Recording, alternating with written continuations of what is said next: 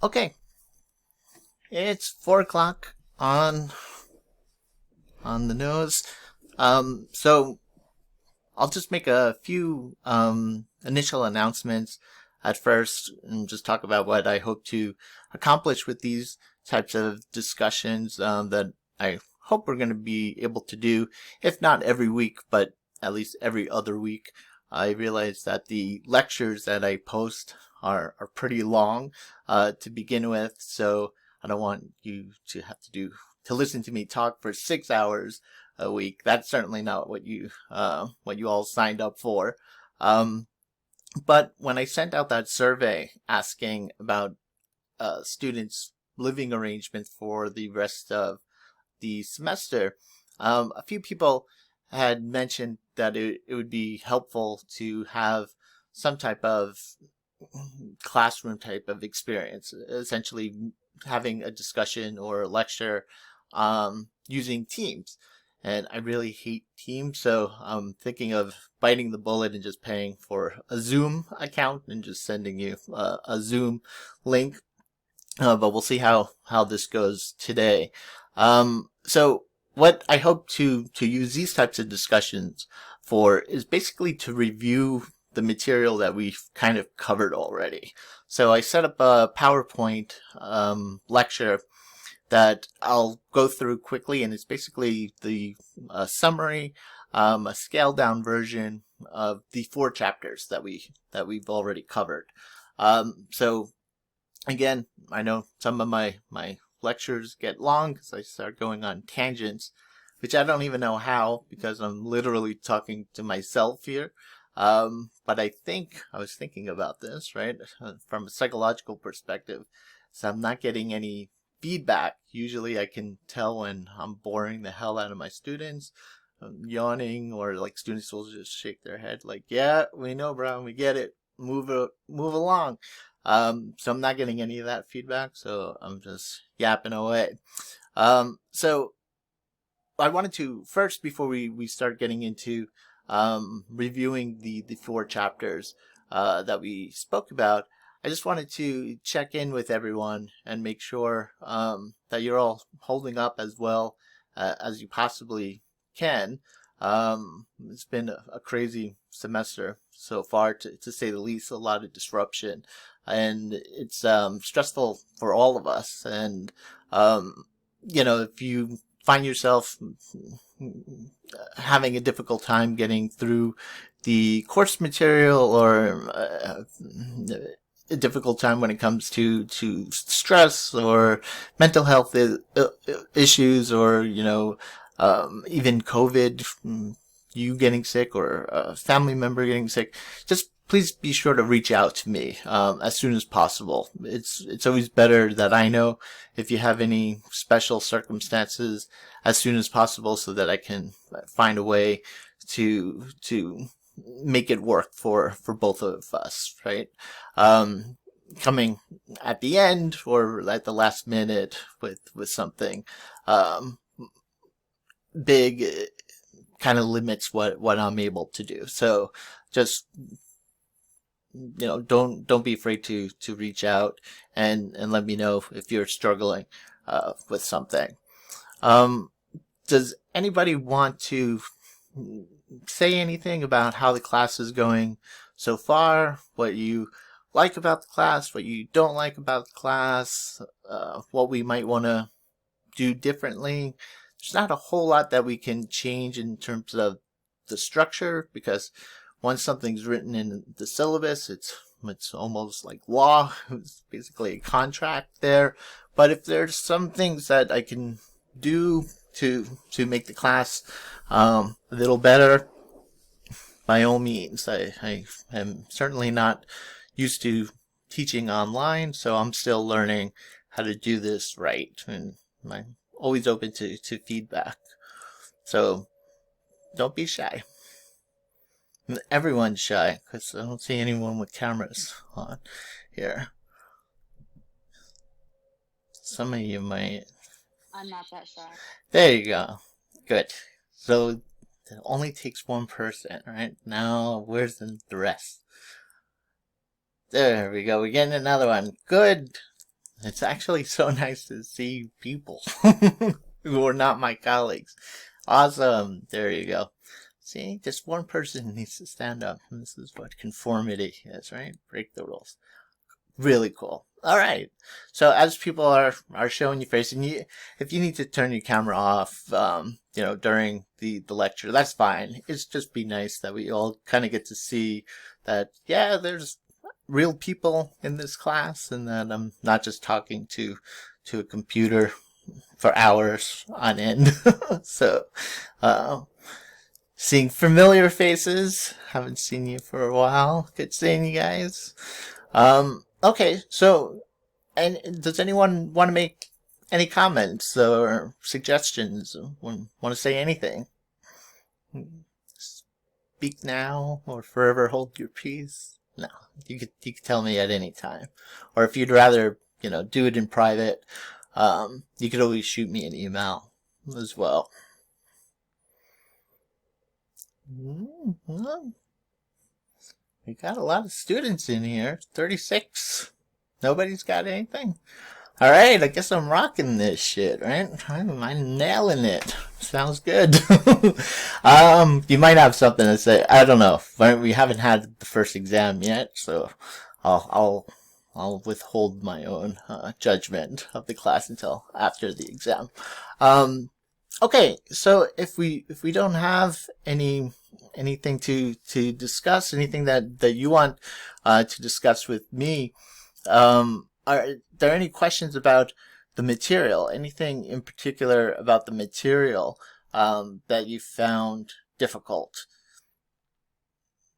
I'm gonna go over the material and go over each of the chapters that we've covered thus far in kind of a condensed version. So maybe we can hold those questions if you don't have any areas that are particularly confusing right now. Maybe we'll revisit that. I'll ask that question again after I do this this little PowerPoint presentation. Does that sound fair? Sounds good? And of course, you all probably have more experience using Teams than I do, but just to keep things, and you can probably hear my dog barking, which means I'm probably a UPS person here. We want to try to keep our microphones muted just so we don't get feedback interference. And there's also, hopefully everyone knows that little hand icon on that toolbar is if you want to raise your hand so that I can call on you. Okay. I'm hoping I'll see all that stuff when I actually share my screen, but if we're good to go, then let's have at it here.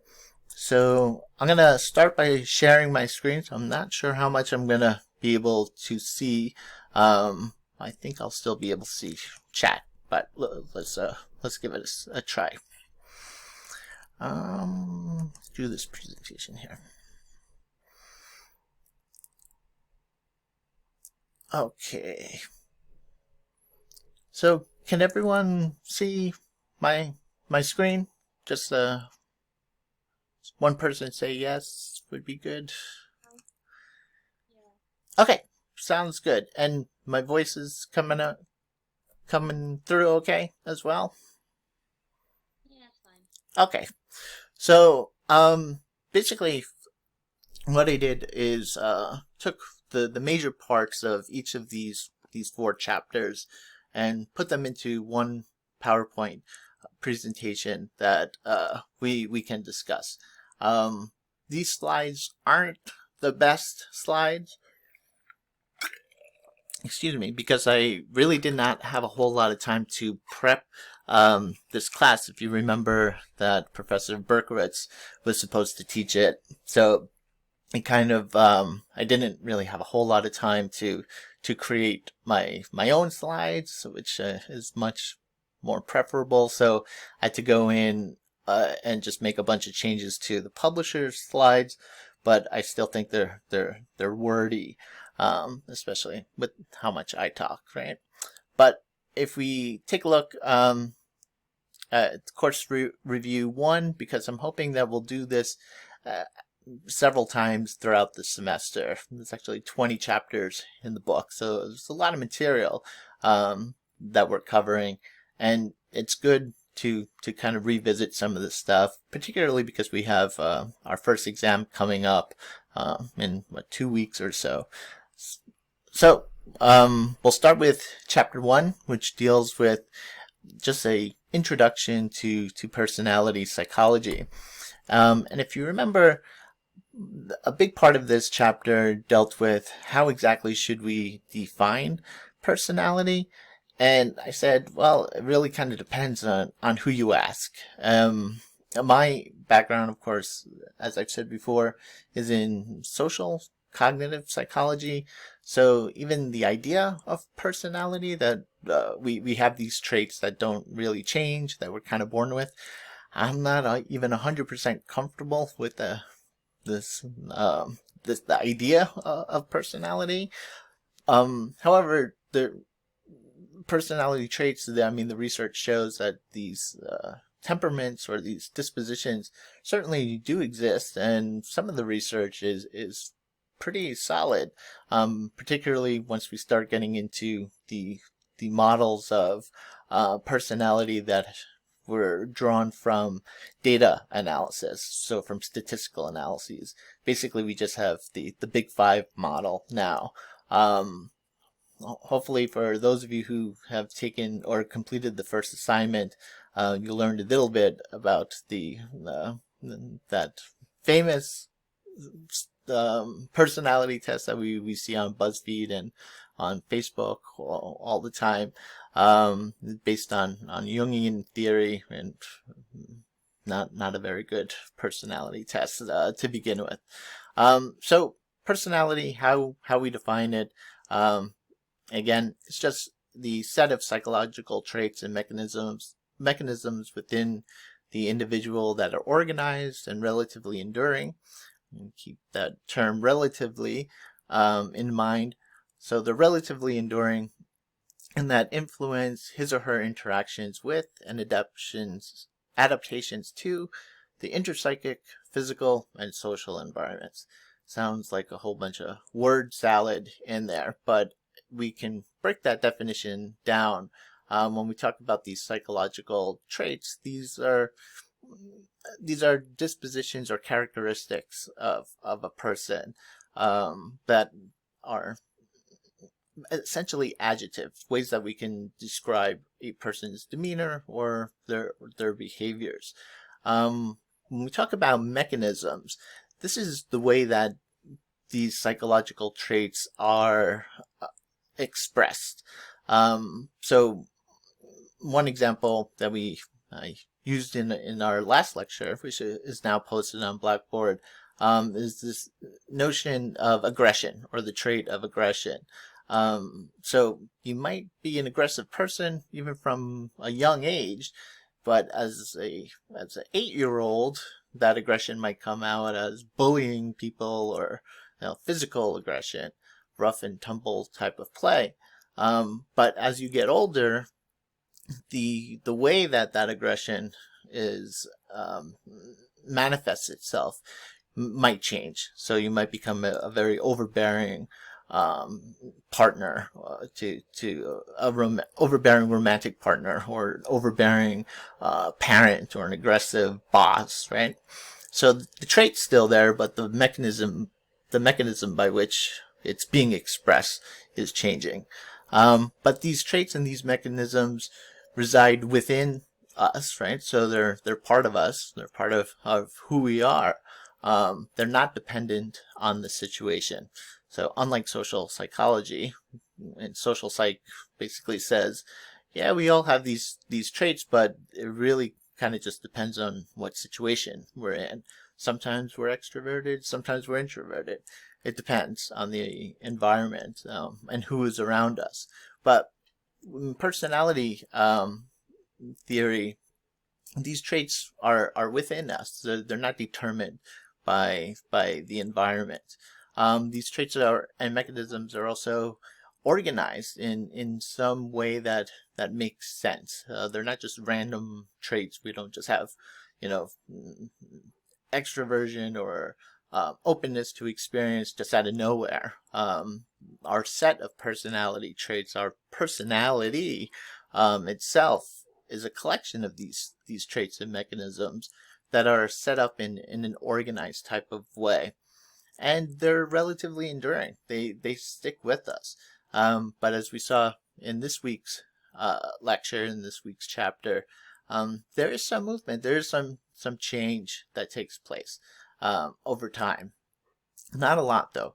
Also, when we talk about these mechanisms or personality traits that influence our interactions, it means that our personality will influence not just our interactions with other people, but our personality even influences what interactions we choose to engage in.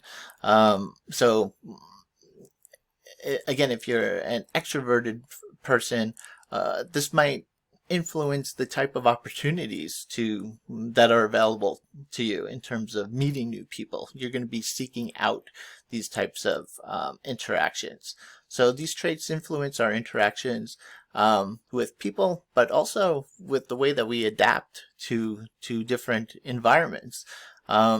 Personality can be, well, depending on the personality trait, right? Some traits are adaptive. They help us cope. They help us get along in our environment and get along in life.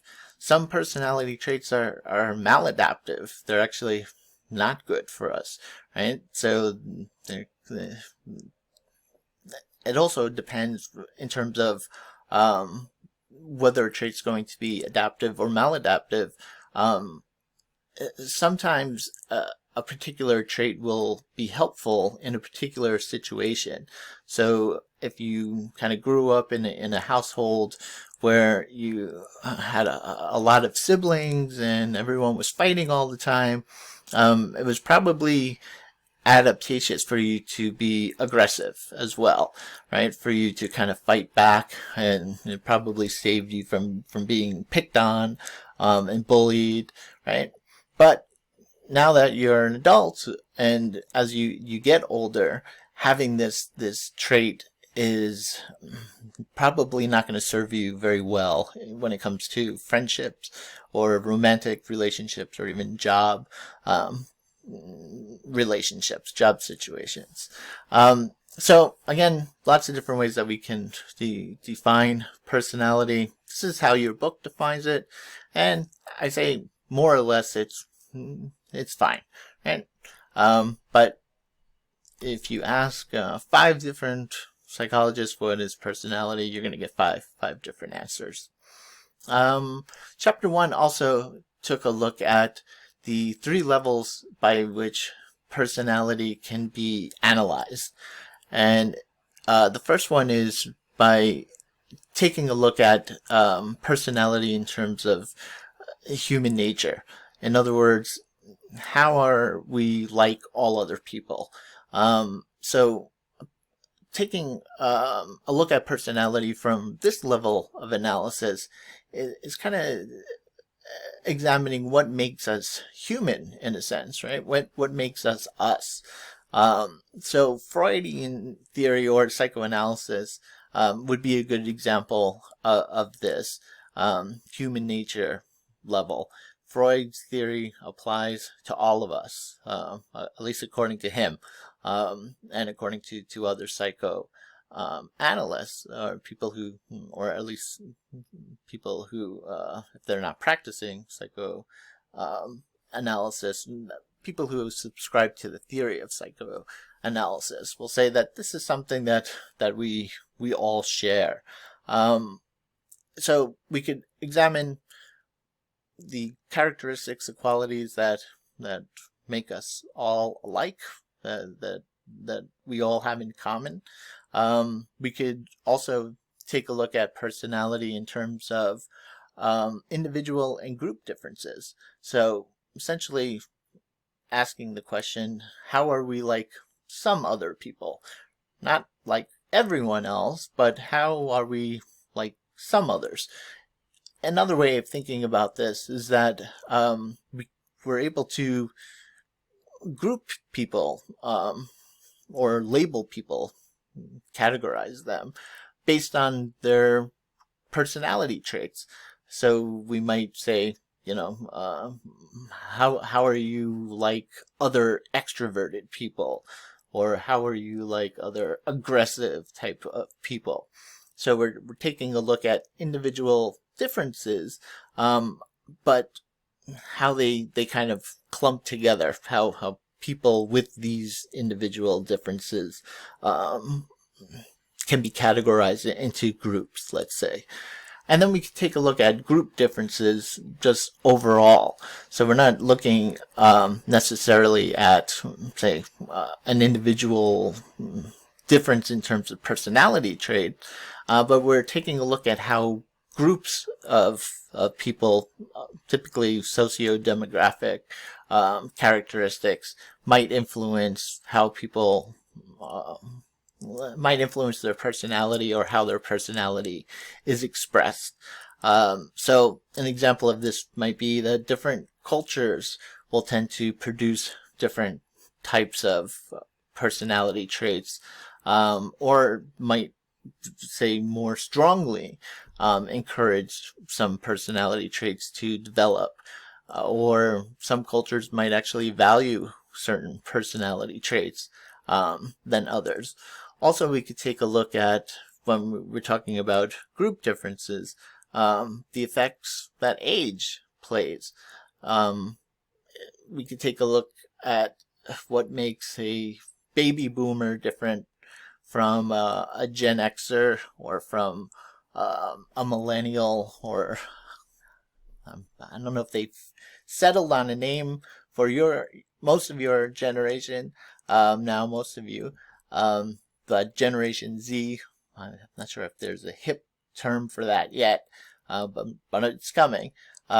So we could also see, how do personality traits differ based on these age ranges, essentially. So another example would be gender. And most of this research is going to approach gender from a binary perspective. And of course, we know the research now, modern research approaches gender as existing on a spectrum. So when you see gender presented as binary in this research, just understand a lot of this research is kind of old, and that was kind of just the way that it was measured. But when we talk about group differences, we might be looking at differences in personality, or those personality mechanisms that might exist between, say, men and women, right? And then finally, the third level of this personality analysis looks at individual uniqueness. So essentially, how are we like no other people? What makes us us, right? What makes us the individual? What makes me different than you? And we can approach this or study individual uniqueness nomethetically, and this is essentially approaching. Okay, wait a minute. Sorry, just gotta let somebody into the room. Oh, they disappeared. Hopefully they got it. So we can approach the study of individual uniqueness as individual instances of characteristics that exist in the population. In other words, what makes us unique is some combination of traits that are shared in the population, that exists amongst everybody or the greater population. But our personality is the unique, let's say, the unique combination of these different personality traits that exist out there. So when we study personality on this level, and we study it nomethetically, we're basically using statistical analyses to try to identify these universal traits that exist out there.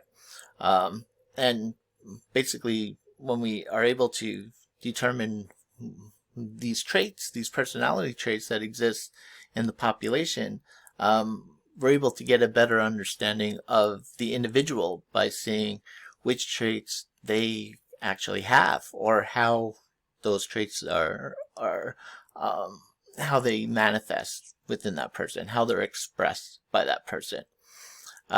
We could also study individual uniqueness ideographically, so we can approach personality as or even approach this level of analysis as a single unique cases. So, in other words, the focus is not on trying to identify these individual traits that exist in the population. It's more about trying to understand the individual traits or the unique traits that exist within an individual. So when we take this level of approach, we're not using statistical methods to find out how many traits exist and how many are really unique and how many people have these traits. Instead, we're focusing on a single person and trying to find out as much about them as possible. So when I took a personality class as an undergrad, I took one in graduate school, but in undergrad, they made us do a case study on ourselves, talking about trauma, right? This was not good. I had to analyze myself from using 3 different personality theories. So I learned a lot about myself that I would rather not have known, or shit that I was repressing for 20 years. It all came out in that term paper there. And that would be an example of this type of approach. Essentially, this approach leads to case studies or psychological biographies. Okay, so we can, just summing up, study or approach the study of personality in a really broad sense, in terms of what makes us all human, what do we share in common, or we can approach it from a individual and group differences. So what do we share in common with some people? What are some of the commonalities that exist amongst different groups? Or we can study it from a very individualistic perspective, where we're really focusing on literally one individual there. Okay, so part of this analysis, my screen will work here. Let's go.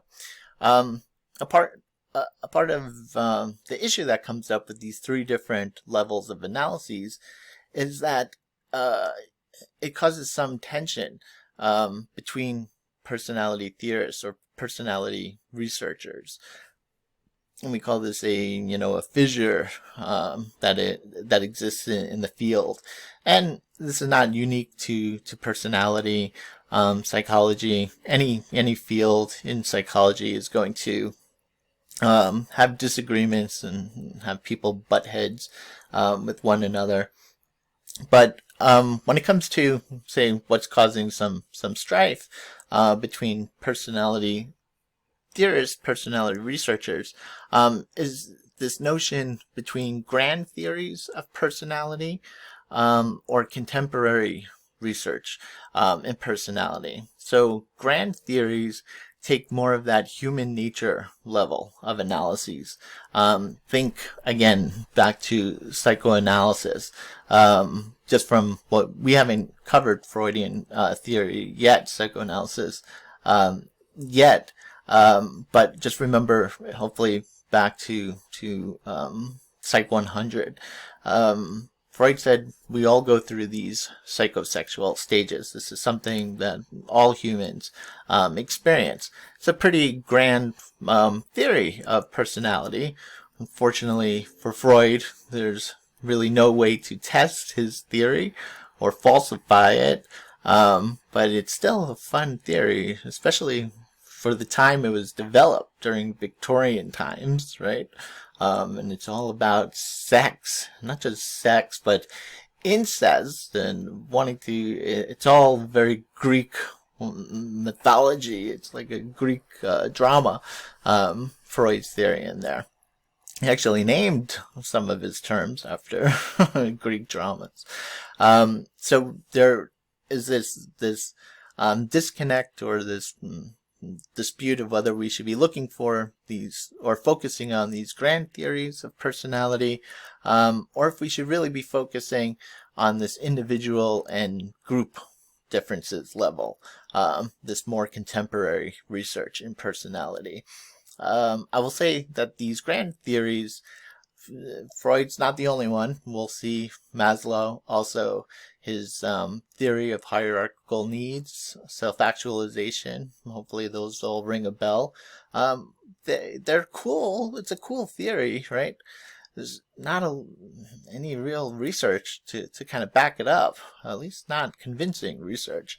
So the more contemporary research in personality, they're trying to be more driven by testable hypotheses and data, rather than just theory alone.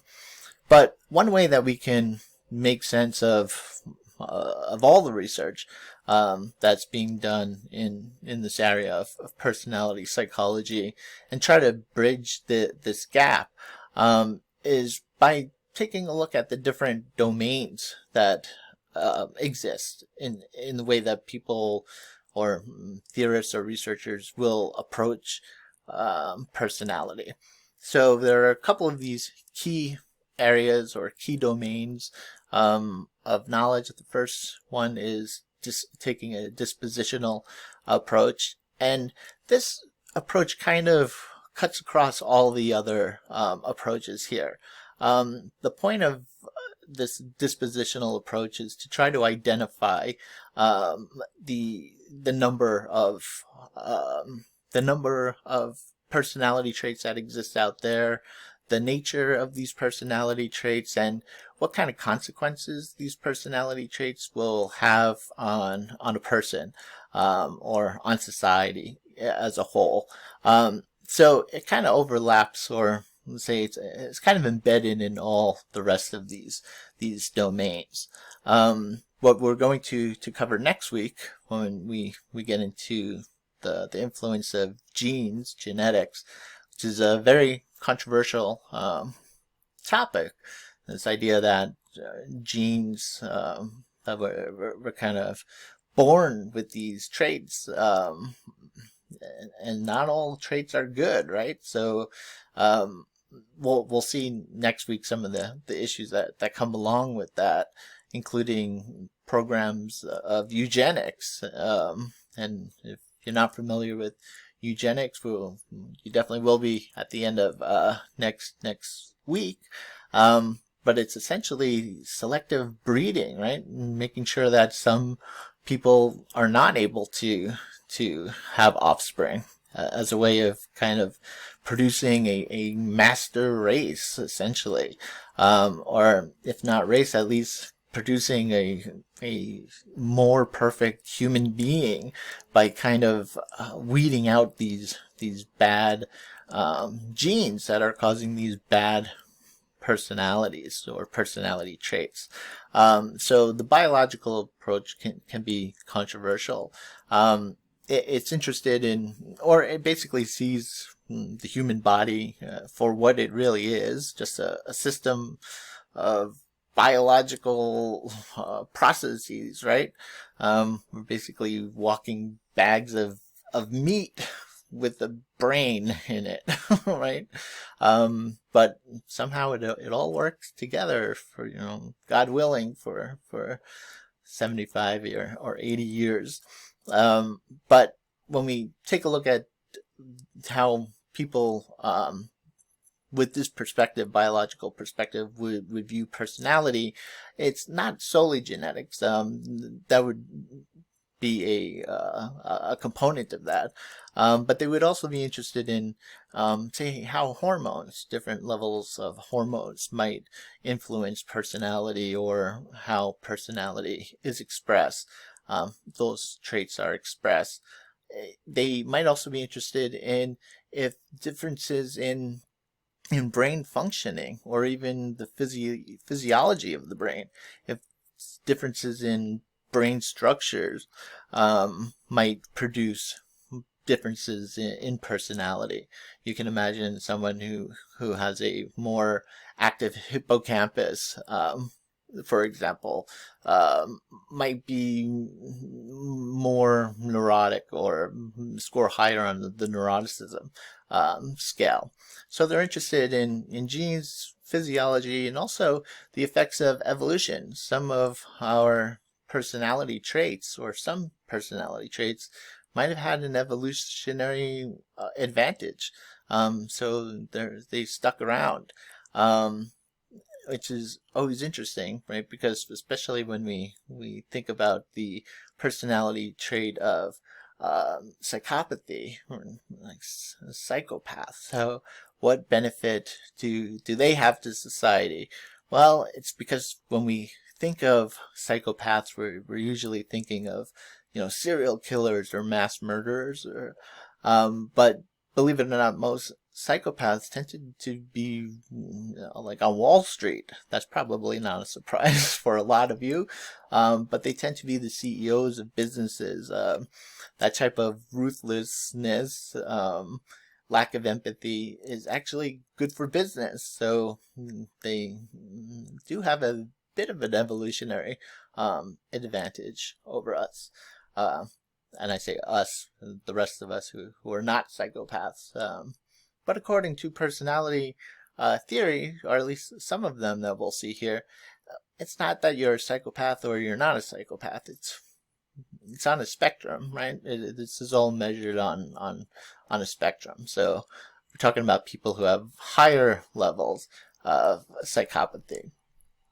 Okay, so the intrapsychic approach to studying personality theory deals with the mental mechanisms of personality, and when we talk about intrapsychic and these mental processes, we're typically talking about unconscious processes. So again, this is where Freud's psychoanalytic theory comes into play. So if we were to ask, a 5-year-old boy, do you want to marry your mom and kill your dad? The kid's gonna likely say no. Let's hope he says no, right? And Freud is gonna say, well, yeah, of course, the kid will say no because it's subconscious, right? They're not aware of this desire. They're not aware of these processes that are going on. So the intrapsychic approach is going to focus more on those subconscious type of traits, or those subconscious feelings or emotions or desires that we have. Almost the opposite of that is the cognitive experiential approach. This approach is focusing on our thought processes, our conscious thought processes. So how we think about different things, and not just how we think about different things, but how that affects our conscious feelings, how we feel, how it affects our motivation, our drives, our beliefs even. So the cognitive element there is dealing with what's going on in our brains, like what kind of thought processes are related to these types of personality traits. But there's also that experiential approach, or this experiential component. So it's also taking into account how our experiences, our lived experiences, affect our personality development, and how our personality actually affects our lived experiences, or how we perceive our lived experiences. when I sent out the results of the survey on housing plans for the semester, it was a mixed bag in there. About a third of my students across all my classes were already at home, so there wasn't much of any disruption, except that they saw all over the news some bad stuff about our college, right? Less than flattering news coverage. So that definitely couldn't have been fun. Another third actually lived on campus or off campus and were moving back home. So we would assume the most distress was experienced by those students. I would say probably really close second to that were the students who actually got sick from COVID.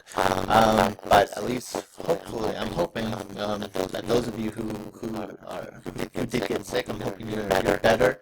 I'm hoping that your professors kind of cut some slack and you were able to just rest. But the students who had to move home basically were told 3 days to pack your shit and get out of here, right? So that could not have been fun. And then we still have a third of students who are remaining in town, which you can't really blame them. They signed leases, right? The landlords aren't going to refund that money.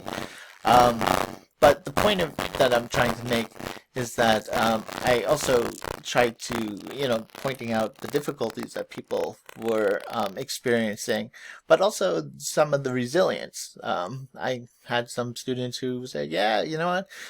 I'm homeless right now, but I'll figure it out, right? Or be like, well, I'm so far behind in class, but I always find a way to figure it out. So, sometimes our personalities can affect how we perceive certain situations. And we'll see that, in later lectures, even later in this mini lecture or review lecture, this concept of neuroticism.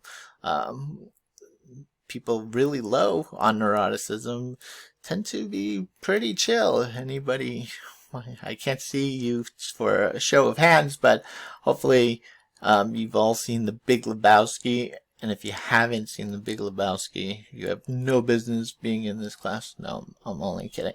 But you should definitely watch The Big Lebowski. It's funny as hell. But you gotta be cool like the dude, right? Okay. I'm already finding myself rambling, even in a review here.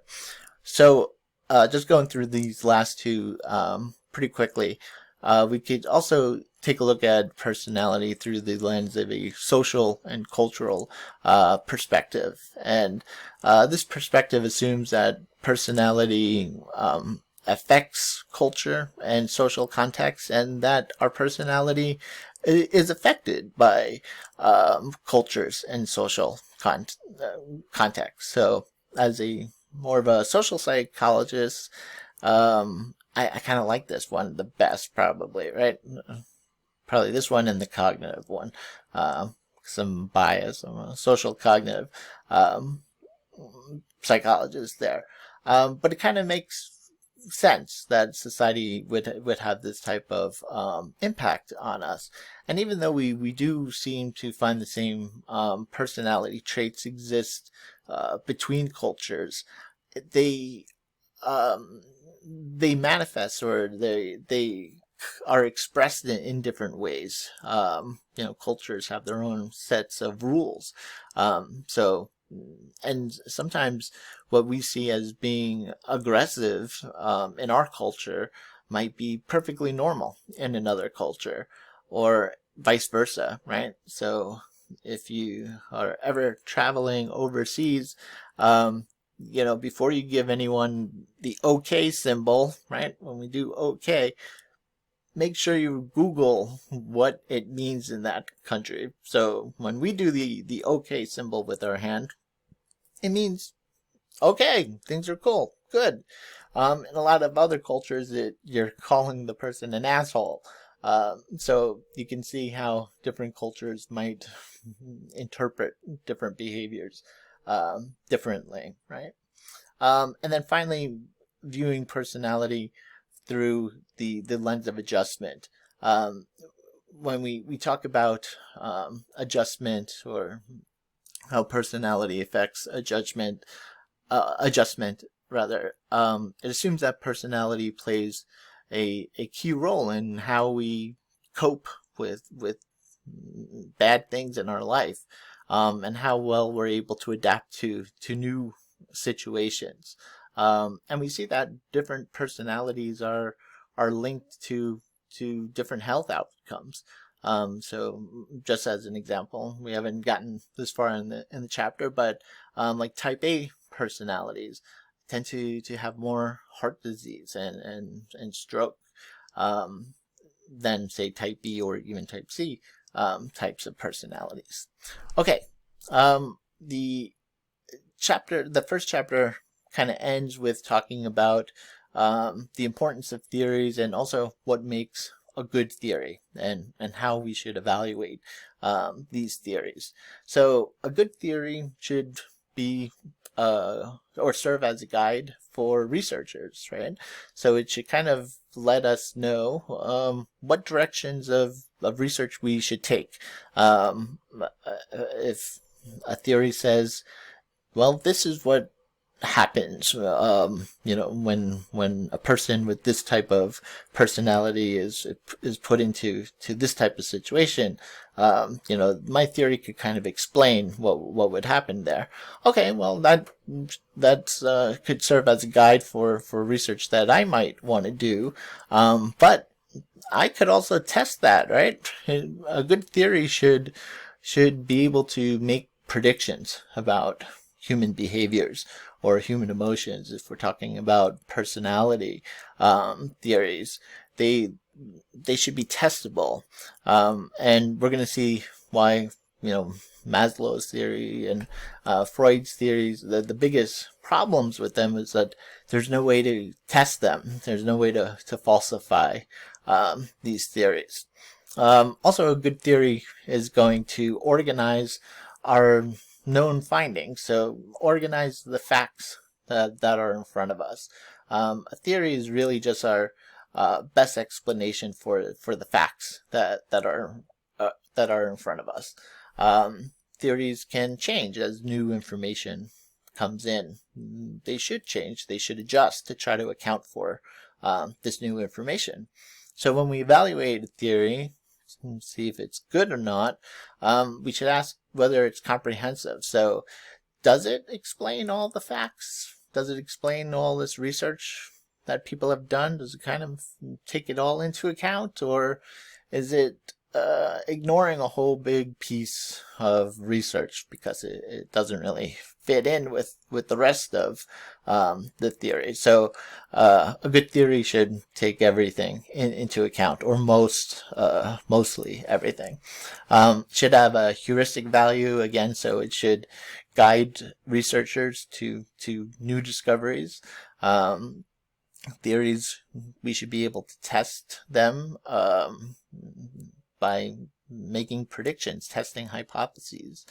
So that leads us to testability. A good theory should be able to make predictions that can be tested.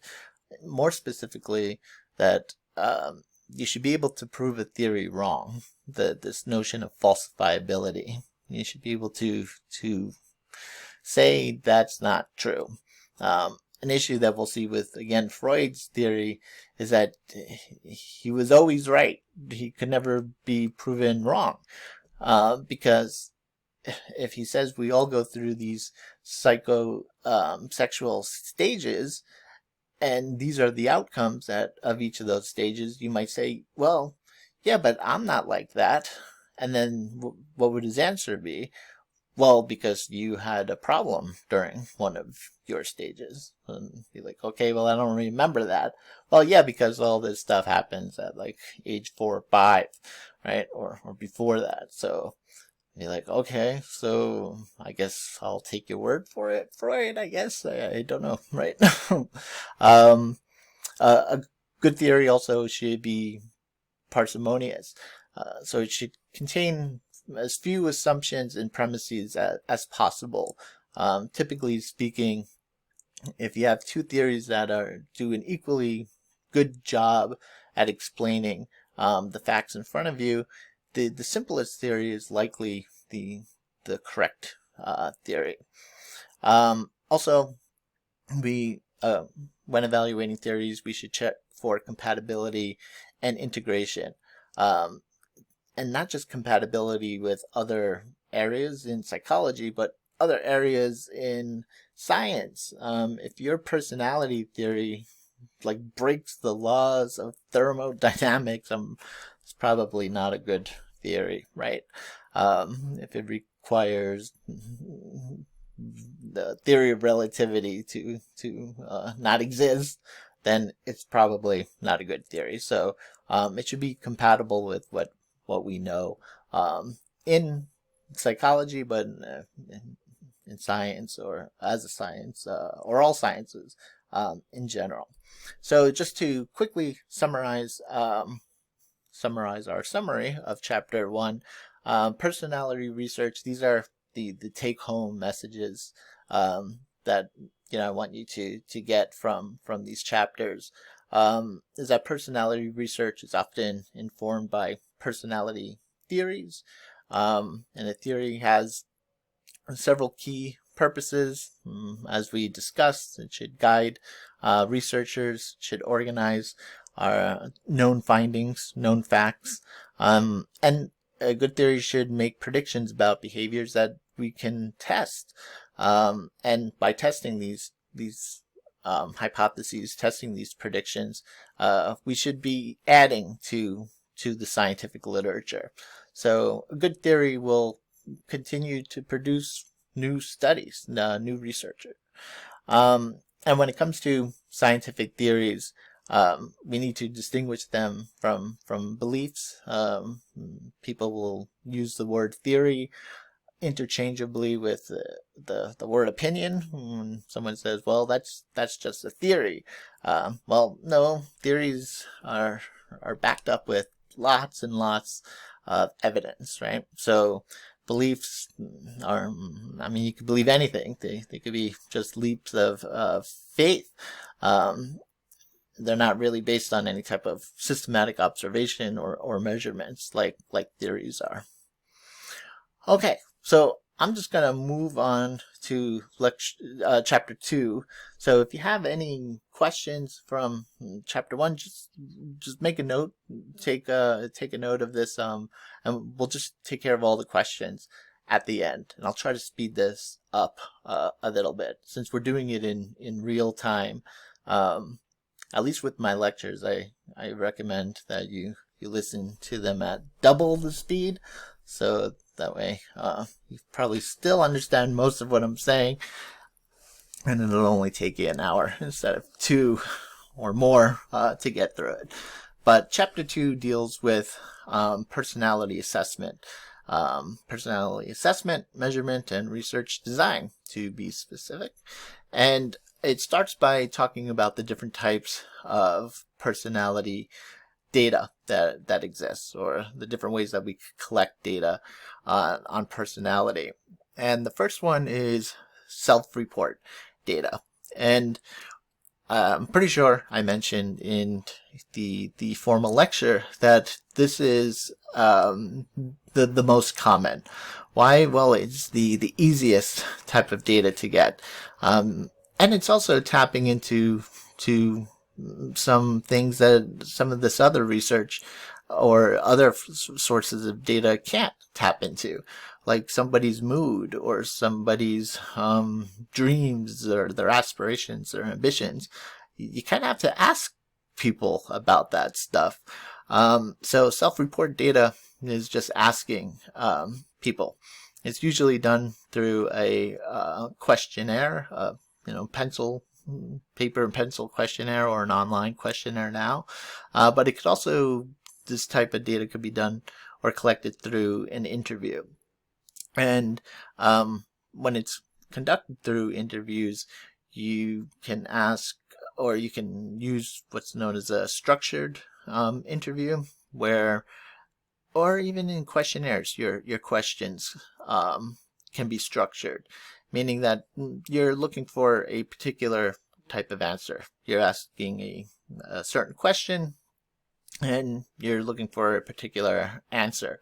Or they could be unstructured, which is when we essentially use open-ended types of questions. And the results we get back tend to be narratives. People are just going to talk. Now, when we get narrative data, yeah, I'm sure I already complained about this, particularly if you're in my 222 class, along with this class.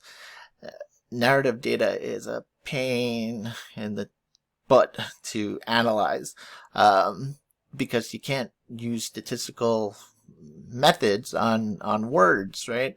You have to do what's known as content coding. You have to go back in to those words and code them using numbers and try to analyze the data that way. But narratives give you more information, especially if you get a talker, somebody who's going to talk and talk. They're going to give you a lot more information than, say, a yes or no question or a scale type of question. Another source of data is the observer report data. So this is when we have people who were asking questions. We're asking them questions about another individual, particularly about their behaviors. So when we're taking a look at how data is collected with observers, we open up particularly for personality research.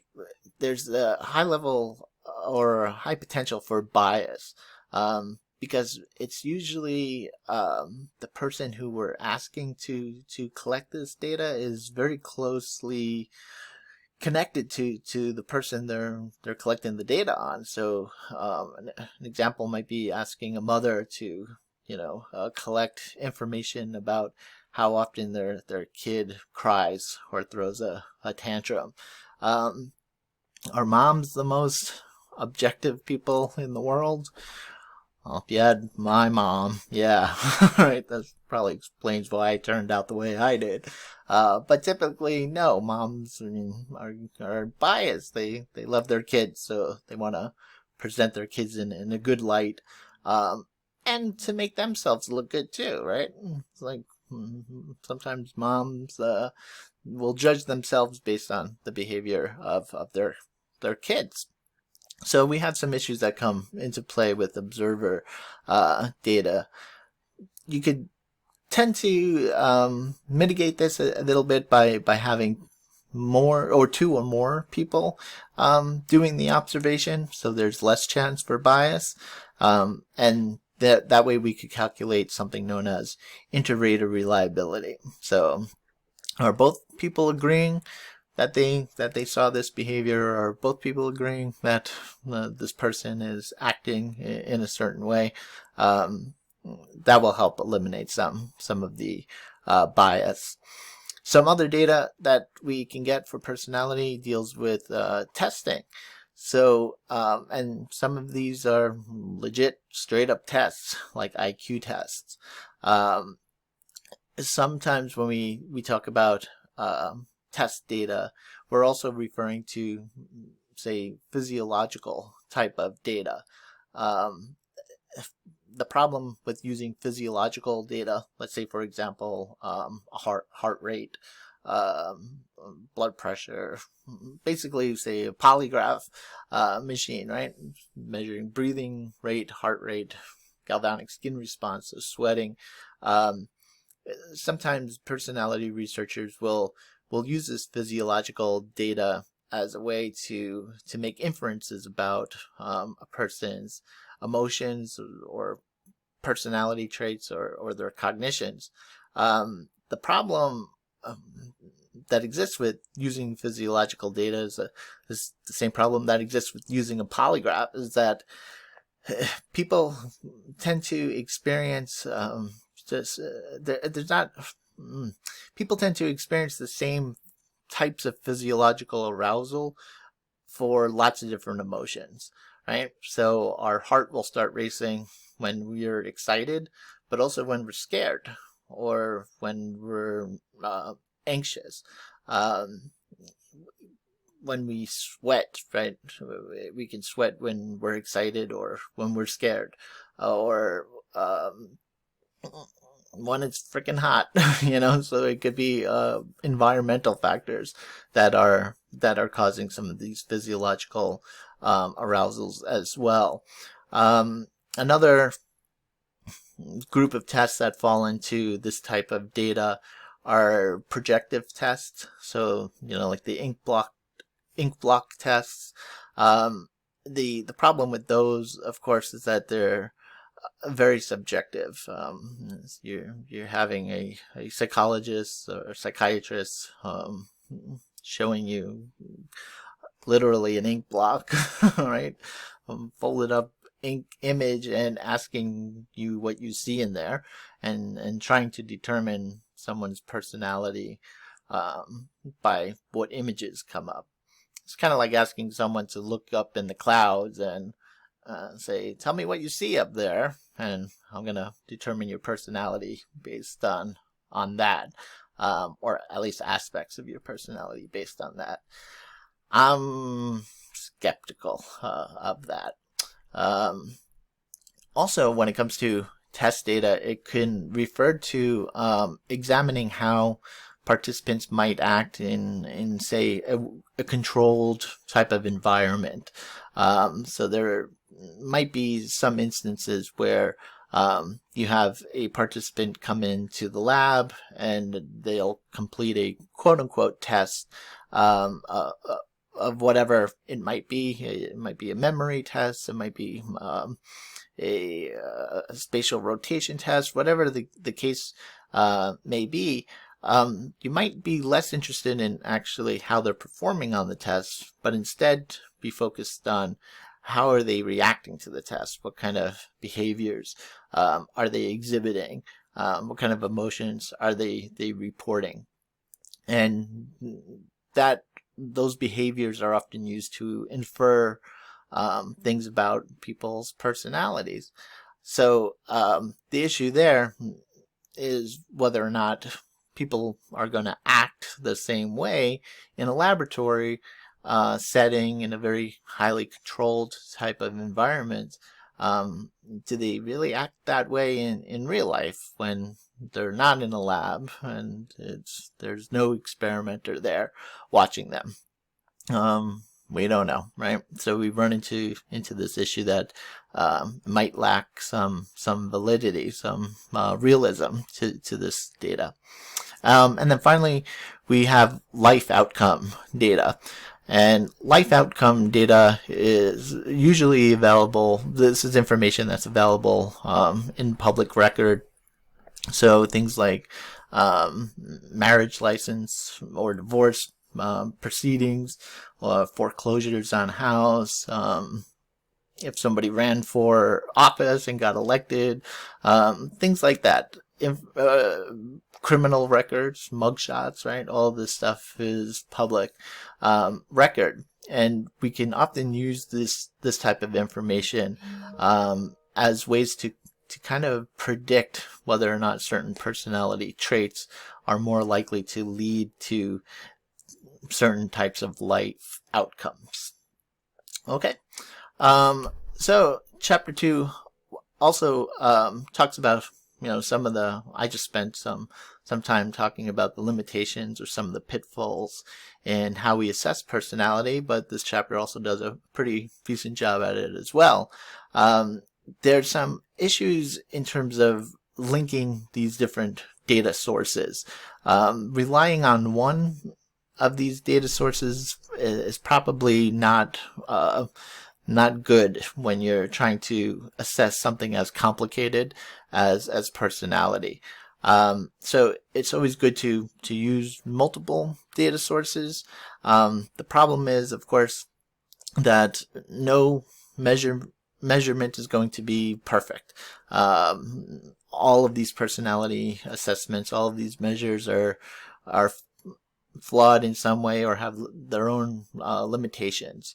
So by actually replicating the results by using more than one data source, it kind of makes your measurement, it says here, more powerful, but I would say more reliable, more valid. And this process of using more than one data source and getting the same result is what we call triangulation. And by that name, that word suggests that you should probably use at least 3 different data sources there. Also, the chapter explains how we should evaluate, or how we can evaluate personality measures, and basically by taking a look at 3 main things. The first is the reliability of the measure, and when we talk about reliability, think of repeatability. So when we say something is reliable, it means that the result I get now is the result I'm going to get later on from the same test. If I tested a person twice, let's say, that's one form of reliability, test retest reliability. But the notion here is that the measure that we get is really the true value of what we're trying to measure. It's not going to subtly change if we administer the test again, right? So reliability, think repeatability or consistency in values, in scores. Validity is whether we're really measuring what we claim to be measuring. So again, when it comes to ink blot tests, I'm not convinced those are valid. I mean, they're very difficult to score even. So getting into rater reliability is difficult to do. But are you really measuring what you say that you're measuring with these tests? For example, we have an exam coming up in this class in a couple of weeks, and what if all the questions on here dealt with math or biology? And I'm saying, no, this is a test on the first 5 chapters of the textbook. No, it's not, Brown, right? This is not a valid test. This is not measuring what you say it's measuring. And I'm sure you've run into that problem in some of your classes, I'm sure. And finally, we want to examine whether or not these personality assessments, whether or not these measurements will produce generalizable results. And what do we mean by generalizability? Well, a measure is generalizable if it remains valid across different groups of people or different time periods or different conditions.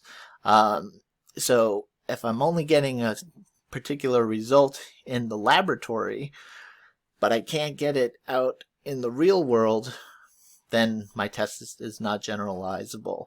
If I only get a particular result from my measure among, say, college students, particularly college students who are taking a Psych 100 class. So these are freshmen students, only a couple months removed from high school.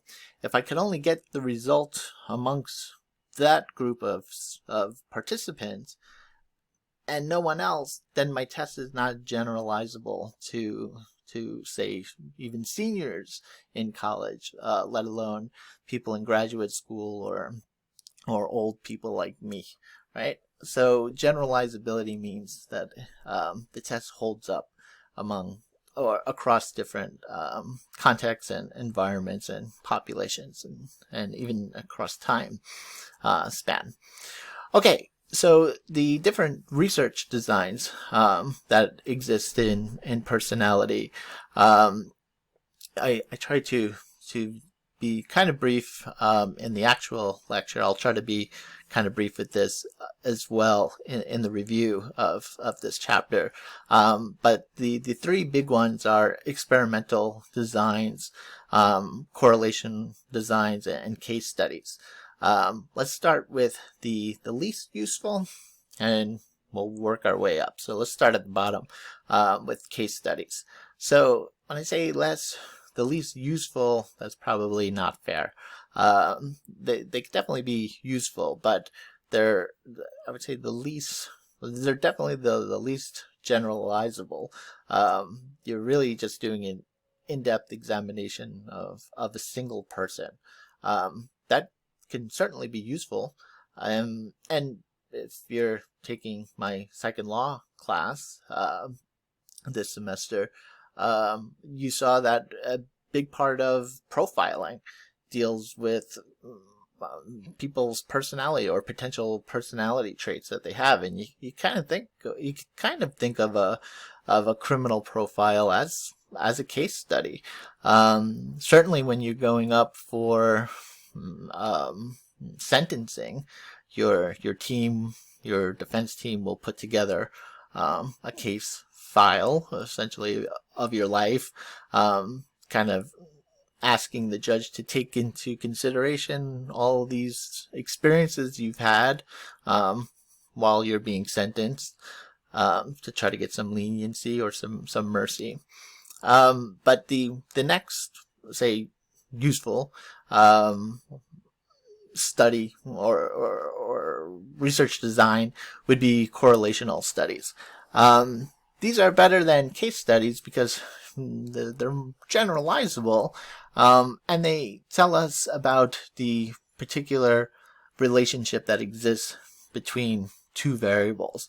And when I say the relationship, we're talking about the strength and the direction of the relationship between two variables. So if you remember, if you've taken 221 by now, hopefully this is ringing a bell. But correlations or correlational studies, we can express the strength and direction of a relationship between two variables using a coefficient. Usually it's the Pearson's product moment coefficient, or R, and it could range from -1 to +1. -1 means that there's a perfect negative relationship between two variables. That means as one variable increases by, say, 1 unit, the other variable decreases by exactly the same amount, by exactly 1 unit. A +1, correlation of 1, means that as one variable increases by, say, 1 unit, the other variable increases by exactly the same amount, say 1 unit. If there's a correlation of 0 in there, that means these variables are not related in any way. So I won't get into the specifics of how we analyze or interpret correlation coefficients, but just know that these studies only tell us about the relationship between variables.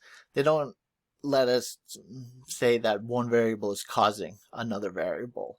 So we can't determine causality with correlational studies. One is we don't know which variable might be affecting the other one. So, for example, anxiety and depression tend to be highly correlated, about a 0.8 or so in some studies, which basically means if you have one, there's a good chance you have another one. But does anxiety cause depression, or does depression cause anxiety? Or we might have another variable out there that we didn't even look at that is actually causing both of these things, and we call that the third variable problem. And it could really be the 300 variable problem. There could be so many different variables out there that we're not looking at. So we can't make any causal statements with correlational studies.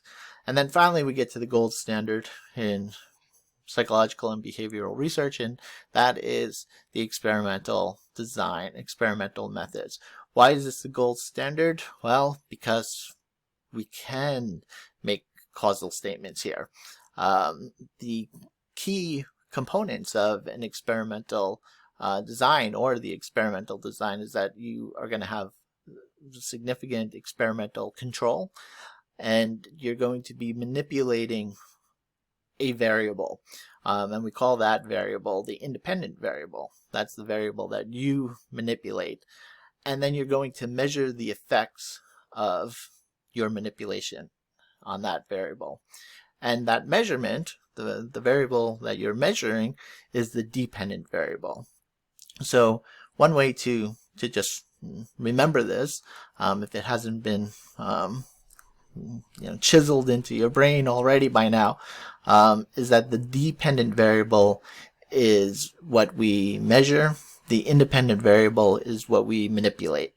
Another way you can think of this is that the dependent variable is dependent on what happens to the independent variable. So it's dependent on how we manipulated the independent variable. Another good feature about experimental designs is that we can talk about this notion of statistical significance. And again, without giving you a full recap of 221 or methods 1 class here, statistical significance just lets us know that our results are likely real. In other words, that they were not likely due to just chance. Remember, everything has some probability of occurring, including the results of your study. But when we say that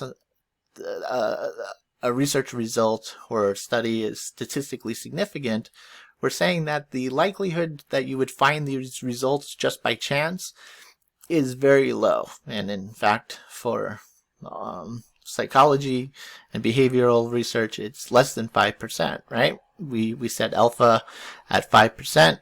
That's as much risk as we're willing to take.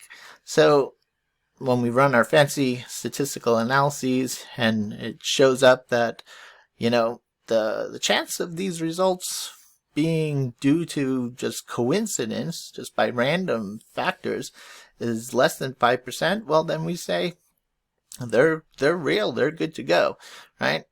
We call them statistically significant. Doesn't mean we're 100% sure that they weren't due to chance, but we're pretty darn sure, at least 95% certain. Okay, and just to summarize up this chapter, some of the main points, take-home points of here, deal with how decisions about data source and research design depend on the purpose of the study. So we're going to use different sources of data, and we're going to use different research designs depending on what exactly it is we want to find out, what it is we want to learn. Just going back to this idea of case studies, sometimes they're all you got, particularly when we take a look at even something like serial killers. They're on the news all the time. When there is one, everyone's terrified, but serial killers are really pretty rare. We could start seeing some trends that exist here and there between serial killers, but there's not a whole lot of them we certainly haven't collected a whole bunch of systematic research on them. So doing a case study on, say, a serial killer might actually give us some insight into what motivated them to become a serial killer. Even when it comes to, say, even this coronavirus, right? The first cases that were coming out, there was no research on this. There still really is not a whole lot of research. Nobody really knows what this thing is, or what it does, or what long-term effects that it might have. But at first, people would basically just study individual patients who were presenting with with symptoms. The same when HIV was first discovered. The very little research on it. Doctors basically only had individual case studies to go by. Those case studies, of course, led to bigger and more widespread comprehensive studies. So case studies serve their purpose. Shouldn't have ranked on them too much down there. Also, take-home message is that there's no perfect source of data. There's going to be limitations to any of the data that you're using. So it's probably good to use multiple sources. And the same holds true when it comes to research design. Even experiments, right? The gold standard, they still have their own limitations as well. So there's no perfect research design. But some sources and methods are better suited for some purposes than others. So if you wanted to say this variable is causing that variable, you better be running an experiment, not a case study or a correlation, right? Okay, I'm just going to take a quick drink of water here, and we'll start getting into chapter 3, which deals with traits and taxonomies. Okay, so there are 3 fundamental questions that guide researchers who study personality traits. The first is, how should we conceptualize traits? How should we define them? What exactly do we mean by aggression? How is that different from assertiveness, let's say? Right? So first question out the gate is, how do we conceptualize? How do we define these things? How do we differentiate between these traits? The second question is, how can we identify which traits are the most important from among the many ways in which individuals might differ? So individuals are individuals. We're all different in many ways. So which traits are the ones that we should be focusing on? Which ones are the important ones? And finally, how can we formulate a comprehensive taxonomy of these traits? And when we talk about a taxonomy, this is a system that includes within it all of the major personality traits in a way that organizes them to form a greater, say, picture, or to help organize them in a way that makes the traits more understandable, particularly when it comes to their level of importance. So just think off the top of your head, I'm sure we're all familiar with Maslow's triangle, right? It's hierarchy of needs. That's a form of taxonomy, right? Of organizing, in his case, the different needs that we have in levels of importance. But they don't necessarily have to be in levels of importance, but there's usually some hierarchy associated with these taxonomies. So when we talk about how we're going to categorize traits, we kind of need to define exactly what is a trait. And when it comes to personality theory, traits are internal causal properties. What does that mean? Well, it means that these traits exist within us. We carry these traits. We carry our desires, our needs, our wants from one situation to the next. They're not. These needs and wants and desires aren't dependent on the situation we're in. They're still going to be there no matter which situation that we're in. That doesn't mean that they're always going to come out, because traits can lie dormant. You can go, be pretty aggressive or have an aggressive personality, and go for a long stretch without that trait ever manifesting, without that trait ever rearing its head, so to speak. So when we talk about these these personality traits, we presume them to be causal, meaning that these personality traits that we have cause us to act in a certain way, or think in a certain way, or feel a certain way. That's one way that we can define personality traits, as being these causal properties. Another way is to think of traits as just being purely descriptive. They're just summarizing the types of behaviors or patterns of behaviors that exist out there. This means that traits don't cause anything, right? There's not anything internal about them. They're not some part of our being, or part of our soul, for lack of a better word. They just are descriptive. They're just there to describe how people react, or act, or how they think, or how they feel, right? So two different ways of thinking about these personality traits. Either something that reside within us and cause us to behave a certain way and think a certain way, or they're just adjectives. They're just there to describe how we are, right?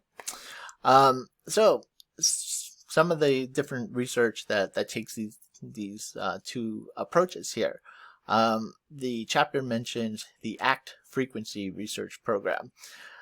What is this? Well, it's a way of trying to determine how many personality traits exist out there, based on classifying certain acts in certain ways, right? So it starts with the notion that these traits are just categories of actions. And the first step is act nominations. What does this mean? Well, we have to identify which acts belong to which personality traits. So part of that is subjective. You'll see later on when we get to the Big Five model of personality, that model takes a statistical approach to this.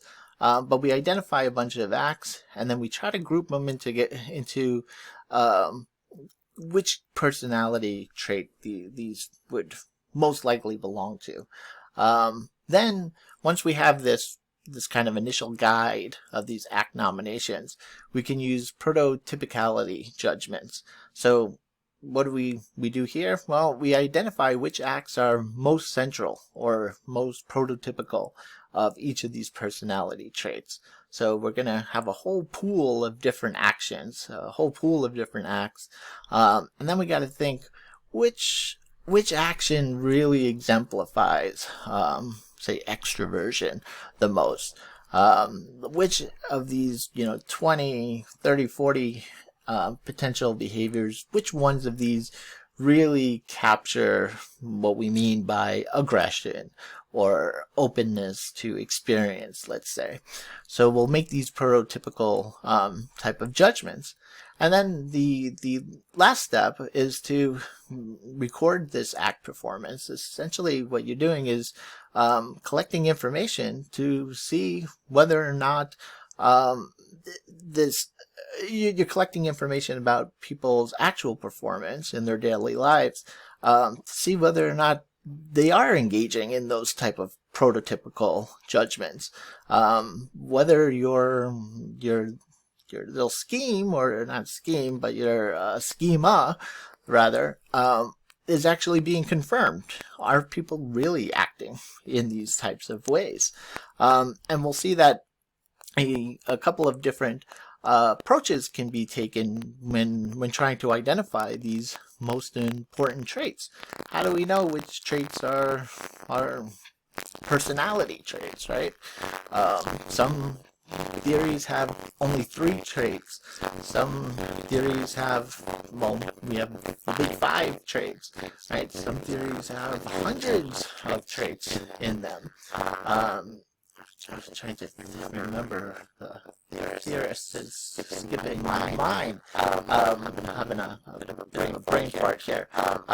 But there was just one trait called the G. I can't believe I'm forgetting his name. But how can we identify the most important traits? Typically there's three approaches that we could take. Your book talks about the lexical approach, and I spoke about this in this week's or last week's lecture. It's basically what this approach says is, well, there's a word or there's a lot of words across a whole bunch of different languages that describe this type of behavior.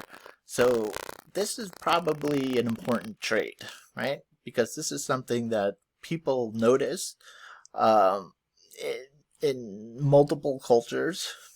I'm sure every language has a word for asshole in it, so we know an asshole when we see one. And the United States doesn't have a monopoly on assholism. That's a pretty universal human characteristic. They're everywhere. So how many different words do these languages? Number one, how many languages have these words? And how many of these words are there? So if there are more words to kind of describe this type of personality trait, so you think about extroversion.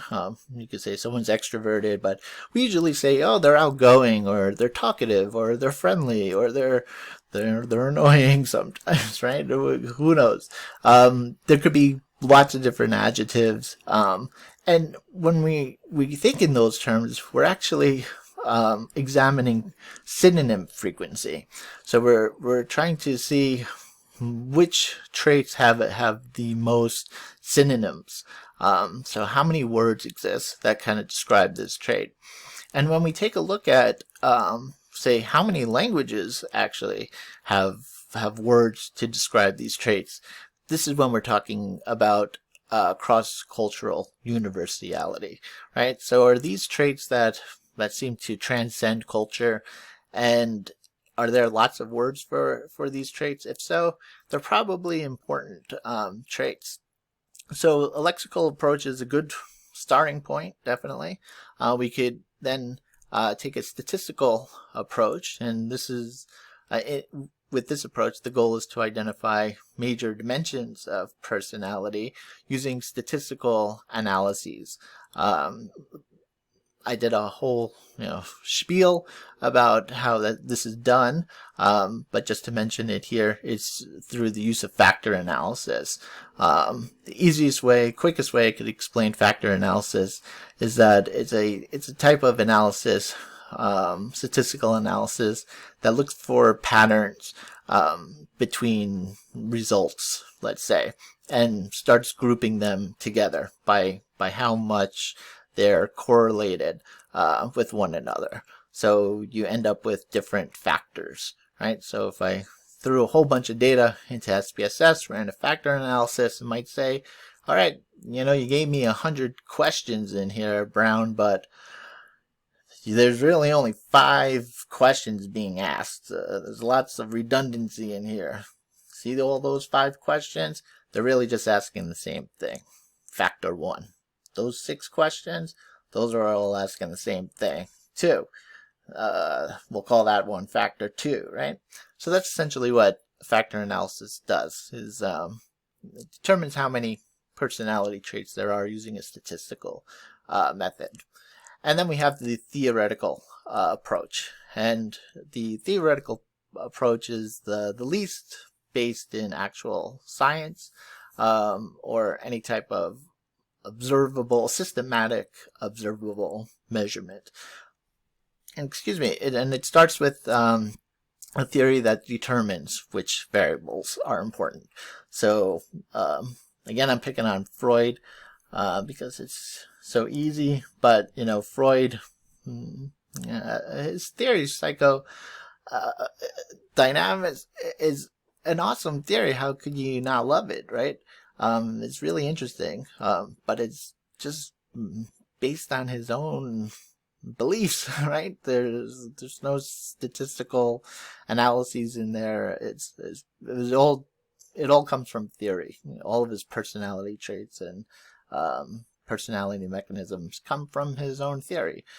So these tend to be the least useful, in at least my opinion. Okay, so when we talk about taxonomies of personality, um, again, taxonomies are ways that we can structure information in a meaningful way. One of the earliest personality researchers to do this, to form this type of taxonomy of personality traits, was Eysenck's hierarchical model of personality. And he believed that traits were highly heritable. So we're born with them. They're kind of embedded in our DNA. And he identified 3 main traits: extroversion, and on the flip side of that, introversion, neuroticism versus emotional stability, and psychoticism. So when we take a look at this hierarchical structure that Eysenck proposed, he had these super traits, these 3 big traits at the top. Then there were narrower traits put in a second level. He also had a third level that included some habitual types of behaviors that might be associated with these types of traits. And that at the lowest level, or the 4th tier of his hierarchy, were specific acts, specific day-to-day type of behaviors that are not necessarily habitual, that people high or low on these super traits might exhibit. So in a weird way, this is kind of like an ass backwards form of factor analysis. It's not based in stats or anything, but he kind of laid this out in a hierarchical structure to say, yeah, these are the big 3, and here are some traits that are associated with them, and here are some, habitual behaviors that are associated with these traits, and here are some day-to-day type of behaviors that you'll find. So we can see the hierarchical structure that exists in there. When it comes to the circumplex taxonomies of personality, the big one is the Wiggins circumplex, and circumplex is just a fancy name for circle. So these are circular models or circular taxonomies of personality. And Wiggins argued that these trait terms specify different kinds of ways in which people differ. So that can involve how we differ interpersonally, or how our character is different, or how our temperament is different. Even physical traits he threw in there. But we'll see in a second. Let's see. He actually maps these 2 most important traits, love and status, we'll see, out on axes. So this is a unique kind of way of looking at personality, as being high or low on one of these traits and high and low on another one of these traits. You're going to fall into one of these quadrants in here. So he was concerned with these interpersonal traits, so love and status, in terms of how they related to the ways that we interact among people, particularly involving exchange relationships, where we're giving and taking in a relationship. So if we take a look at his model here, again, I said it's kind of interesting, novel way of looking at this. If you've ever taken the political compass test, it'll measure your political beliefs in kind of a similar way. It measures, in the political compass test, it measures left wing versus right wing, or liberal versus conservative. And oh no, I'm sorry, yeah. So right wing, or left wing and right wing, and then it would measure libertarian versus authoritarian. So it measures you on 2 axes here. We see in Wiggins quadrants here, depending, somebody, let's just say, who's very high on love, and also high on the status, we might see this person as gregarious and extroverted. So someone who is low on love, say more cold-hearted-ish, and maybe more submissive, less dominant in terms of status, we might consider this person to be introverted, right? So again, interesting way of plotting out these personalities, and it is kind of unique. Let me just say one other thing about this. It is kind of unique because of the way it's set up, by these two axes intersecting. So you basically get to see how each of these personality traits are related to one another, or how they're opposites of each other. So it's kind of neat. The major criticism, of course, is he only used two axes, right? Love and status. So basically, like, how compassionate of a person you are, and how assertive you are, essentially. Most people will say personality is a lot more complex than that. So he needs to start getting 11, 12 dimensions in there. Better start talking to some quantum mechanic, quantum physicists in there about different dimensions. And then when we get to the one that I've been talking about, or mentioning throughout this whole review, is the 5-factor model. So again, another taxonomy of personality. And the 5-factor model was based on the lexical approach. So it started off by trying to identify all of these most important traits by seeing how many synonyms there were for these traits, and how many cultures had words for these traits. And then they used factor analysis. They used a statistical approach, and they determined there's 5 factors to personality: extroversion, agreeableness, conscientiousness, emotional stability, and openness or intellect. We'll see examples of which kind of behaviors or characteristics are associated with these traits in a minute here. But as of now, this is kind of where it's at, the Big Five. It's achieved a greater degree of consensus than any other taxonomy in the history of personality trait psychology. So this is the most respected, again, likely because of its statistical approach. It wasn't just somebody sitting under a tree theorizing. That's not how Freud came up with this theory. He was in his office snorting a whole bunch of cocaine when he came up with his theories, right? I'm only half kidding about that, right? Okay, so what's involved in these Big Five? When we talk about extroversion, and you see that they're presented in terms of opposites, right? So somebody who's extroverted would be talkative versus being silent. They would be sociable rather than reclusive. They'd be adventurous rather than cautious, and they'd be more open rather than secretive, and so on and so forth, right? You can read, so you don't need me to read these off to you. But one thing that we should keep in mind, or take a look at, or at least talk about here, is that 5th factor: culture, intellect, openness. Even the factor itself is kind of like, well, which one is it, right? This is a bit of a controversial factor because it's not really well defined, and it might actually be implicitly biased in a sense, in terms of, well, just take a look at some of these.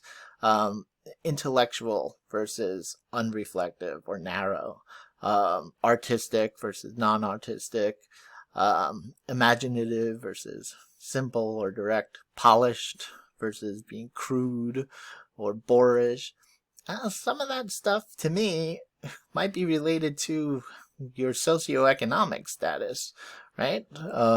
Even people who are artistic, and grow up in very impoverished or abusive types of environments might never even have the opportunity to develop or explore their artistic nature. The same goes with being imaginative. Being imaginative means like you need some free time, right? What if you're just constantly working some shitty jobs to make the ends meet to pay the bills? You might not have a whole lot of time for imagination or daydreaming in there. And then, of course, the last one, polished or refined versus crude or brutish. I mean, talk about classism right there. I come from working class background, so cursing that's just how we talk. We tend to be very crude. Definitely not refined. That's for sure. But yeah, if I grew up rich, I'm sure, I would know which fork to use at a fancy restaurant. Okay, so summarizing this chapter, wrapping it up, some of the key take-home messages here: that there are different approaches to identifying important traits. The statistical approach seems to be where it's at. That's the one that has garnered the most respect for nowadays, for modern personality research. Also, personality psychologists sometimes will use a blend of approaches. We saw that the big five actually started off with the lexical approach before moving on to a statistical approach. And forming an overarching taxonomy of personality traits is kind of fundamental if you want to have a theory of personality. We need to know how these traits fit together or how they don't fit together.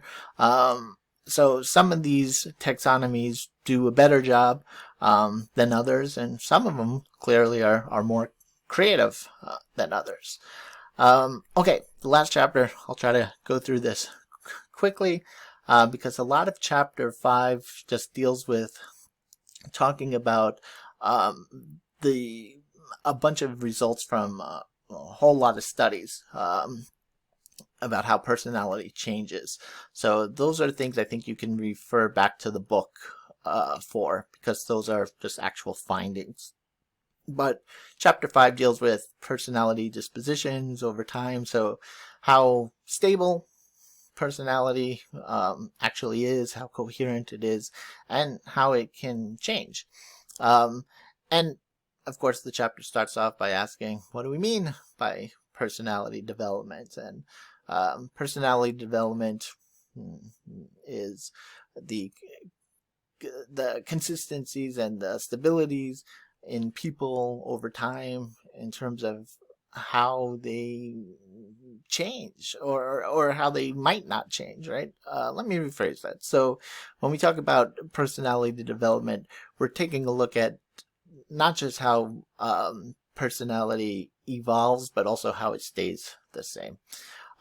So when we talk about stability, your chapter, your book lists 3 different ways that we could evaluate the stability of a personality trait or personality in general.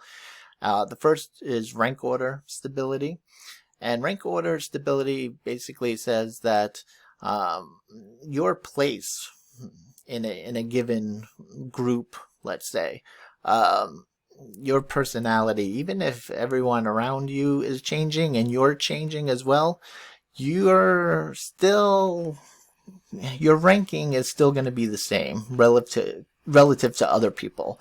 So if you're kind of a pretty laid back person and your friends are kind of some of your friends are more laid back than you and some of your friends are more adventurous than you, but you find yourself becoming, say, more adventurous, and you find all your friends becoming more adventurous, you're still going to be likely in the middle. Your ranking is still probably going to be the same. It's still going to be relatively stable. When we talk about mean level stability, this refers to the consistency that exists within a population. So one example that I gave in the lecture is that generally speaking, people tend to become more conservative as they get older. So this seems to be a trend that is happening within a larger population, right? And when we talk about personality coherence, this is referring more to how personality or these personality traits might not necessarily change, but the way that you express them can change, right? So again, the way that you express aggression as a toddler is not the same as the way you would express aggression as an adult. Let's hope not. I mean, there's certainly some people who do that. When it comes to change, this notion of change, for personality psychologists, change is internal. So these changes are not due to changes in the external environment. They're not. You're not changing. Your personality isn't changing because the situation has changed or your circumstances has changed. It's because you are changing as a person. Right? Your personality is you. So they're internal, these changes, and they're enduring. So they're not temporary. These changes, if they do occur, we'll see changes. Personality seems to be pretty impervious to change, but some instances where change happens, they're going to be long-lasting changes. So you're not going to snap out of it the next day or anything like that. Again, we could take a look at the different levels of analyses when dealing with changes or stability. So again, at the population level, this deals with changes and constancies that apply pretty much to everyone. So if we take a look at, again, Freud's theory, Freud basically said we all go through these stages, and those of us who don't go through the stages end up with mental problems. This is the basis of all neuroses, essentially, right? So we could also take a look at group differences, or analyze change or stability at the group level. So when we talk about group differences, this deals with changes and constancies that can affect different groups differently. As we were saying before, personality psychologists like to examine personality differences between gender, again, binary, males and females, or women and men, even though that's changing too, right? We're picking up or getting with the times and not measuring gender as binary. But we might be interested in how these changes and constancies might affect different age groups or generations as well, right?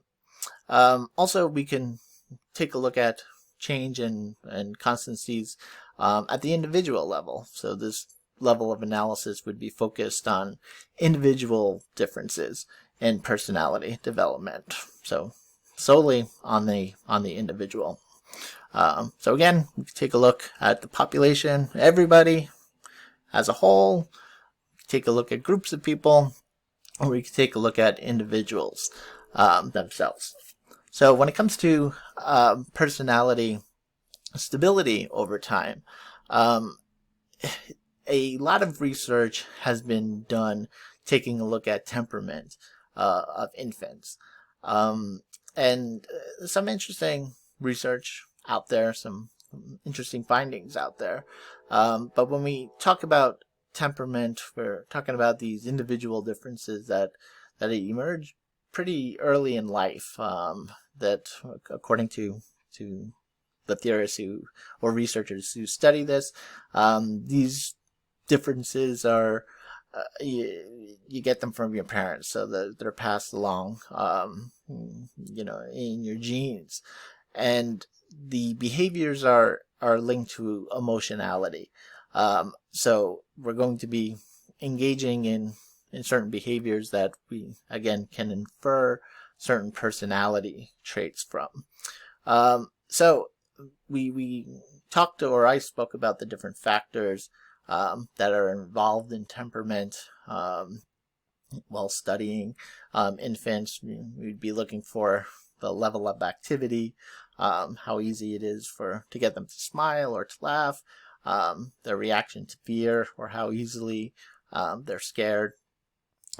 How do they react to limitations on their movements or on their behaviors, right? So particularly if they act very negatively to being confined or being told no, how easy they are to be soothed when they're upset, and their duration of orientation, which essentially deals with their ability to focus or pay attention to different objects. The research points to some, again, interesting conclusions here, that stable individual differences emerge very early in life, and we can see them. Parents see them pretty early. Parents will be able to kind of assess their kids, and parents who have even identical twins. Remember that identical twins have 100% of DNA. They share the same DNA, yet they could have very different temperaments or very different personalities there. So these differences emerge pretty early. For most temperament variables, there's a moderate level of stability over time for the first year of life. So very early on, these tend to be moderately stable. There could be some wiggle room, let's say, in terms of changes. But stability of temperament is higher when we measure in these shorter intervals rather than longer intervals, which suggests that it might not be as stable as we think, right? That there might be less stability the longer you go out, or the longer you wait to assess temperament again. Basically, the longer it takes you to do your post-test after you did your pre-test.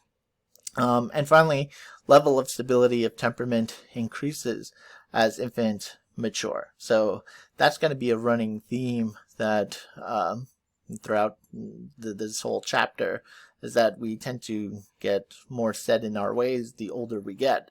That even includes infants, right? Even babies, as they mature, their temperament tends to become more stable, less resistant to change.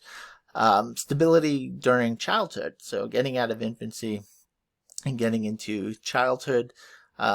We talked about the different longitudinal studies that have been conducted. The block and block study in particular is spoken about in your book at great length.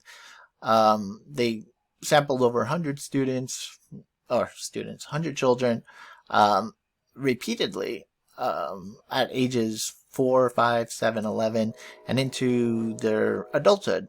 And they assessed individual differences, well, at least in one of their studies, assessed individual differences in activity level. And that's usually done using reports, observer reports. So having usually it's the mother, but the primary care giver report on the level of activity among their children.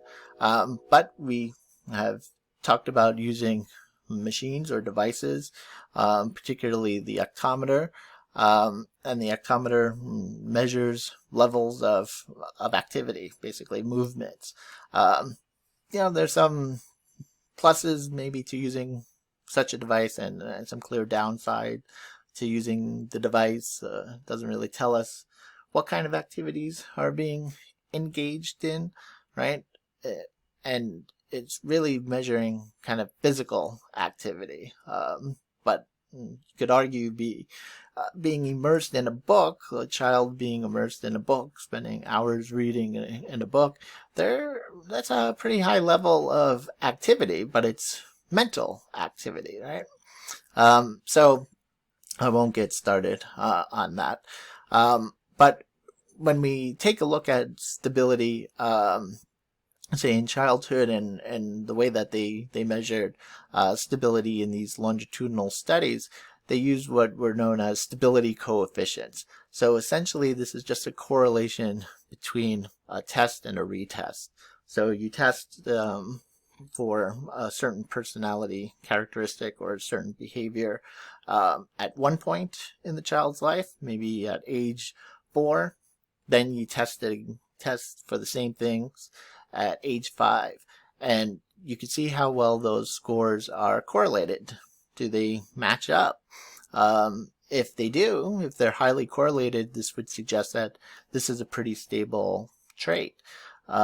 So when we talk about validity coefficients, or how your book describes them, these are the correlations between different measures of the same trait.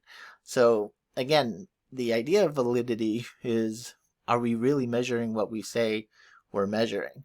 So using an octometer might not be great just by itself, but if you have this device doing a measurement and you have a report from an observer, and both of those are matching up in terms of their results, then we can calculate the validity of our measurement.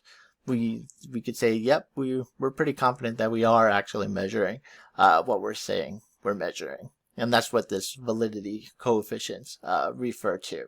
So the correlations between measuring the same behavior using different levels or different measures themselves. Okay, so we see that activity levels, when it comes to activity levels in children, activity level measurements are all positively correlated with measurements of activity levels taken later in life, at later ages. So activity levels show a pretty moderate stability during childhood. So if you're an active kid, you're likely to stay an active kid, and the sizes of these correlations will decrease again over time, over longer spans of time, but they tend to keep the same general pattern. So chances are the way you are now is not radically different than the way you were as a kid or even as an infant before you could even remember. When we talk about rank order stability in adulthood, so personality stability in adulthood here, across different self-report measures of personality conducted by different researchers over differing time intervals from 3 to 30 years, we see that personality traits show moderate to high level of stability in adulthood. In fact, the average correlation across traits and scales and time intervals is about 0.65, which is pretty good. That's moderate high level of stability. Stability is also found in spouse reports and peer reports. So essentially, we're getting confirmation. We were seeing some validity in terms of what your spouse is reporting about you, what your friends or family are reporting about you, maybe even your coworkers, and what you are reporting about yourself. And everyone seems to agree that you tend to kind of stay the same over time. Minor differences here and there. 0.65 is not a perfect correlation, right? There's still room for movement in there. Again, personality appears to become more and more set with age. So we become more and more set in our ways the older that we get. When it comes to mean level stability and change, in adulthood, the big five personality factors show a consistent mean level stability over time. So there's very little change in the average level of stability after the age of 50. So basically, once we hit 50, we kind of is who we is. That's just who we are. Not a whole lot of change is going to happen in terms of our personality, at least with these five factors, right? We're talking about the five-factor models. The five-factor model, not a lot of change after age 50. Except we see that there are small but consistent changes in personality, especially during the 20s. So for most of you around your age, you'll see some small but consistent changes in personality. Openness, extroversion, neuroticism all tend to decline with age up until about age 50. So that's good to know, at least for the neuroticism, but you're likely to be less open to new experiences, more introverted, but at least less neurotic as you get older. The only two that seem to increase gradually over time is conscientiousness and agreeableness. So these tend to increase consistently, basically, until the end of life, but only a small amount of increase. In terms of personality changes, we see changes in self-esteem going from adolescence to adulthood. The transition, though, tends to be much harder for women than men. So young women will actually tend to suffer a blow to their self-esteem going into adulthood, where young men will tend to experience a boost in self-esteem going into adulthood. Now, I'm not going to go get all social psychology on you, but I could explain that one pretty easily. I'll let you think about that, just in terms of expectations, right? Gender expectations, particularly going out of adolescence into adulthood, essentially entering the job market, right? When it comes to flexibility and impulsivity in general, there's a decrease in impulsivity and flexibility with age. So again, good and bad. We become less impulsive, so we make less bad decisions. At the same time, we tend to be less flexible, and sometimes being flexible is gonna make you make good decisions. Being rigid is not necessarily a good thing. When it comes to the traits such as autonomy, dominance, leadership, and ambition, again, we see some differences here between men and women.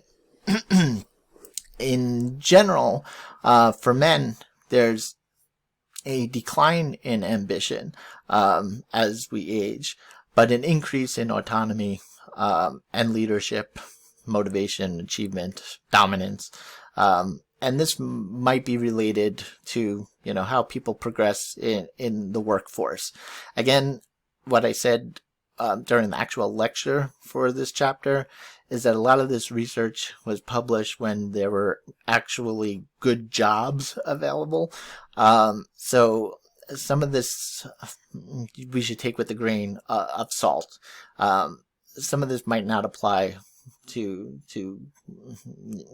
say nowadays in 2020, when the jobs are not what they used to be, and people change jobs all the time.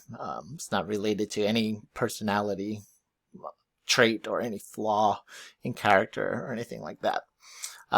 When it comes to women, we see a consistent drop in quote-unquote femininity, and I put that in quotes because when we talk about femininity, we're talking about the traditional characteristics or traits that are associated with femininity. And then there are traits that are associated with masculinity. And we all have a combination of both feminine and masculine traits or gender roles.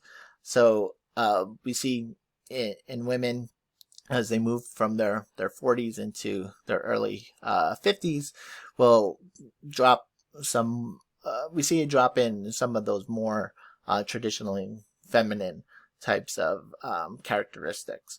And we see an increase in independence, and maybe even perhaps in some of the more masculine type of gender adjectives and gender roles, gender characteristics, however we want to call them. Except for the research doesn't seem to show this type of increase in independence among quote unquote traditional housewives, which very few of them that exist, right? Again, nowadays, usually takes two incomes to just keep the bills coming. So we see that this research is a bit dated.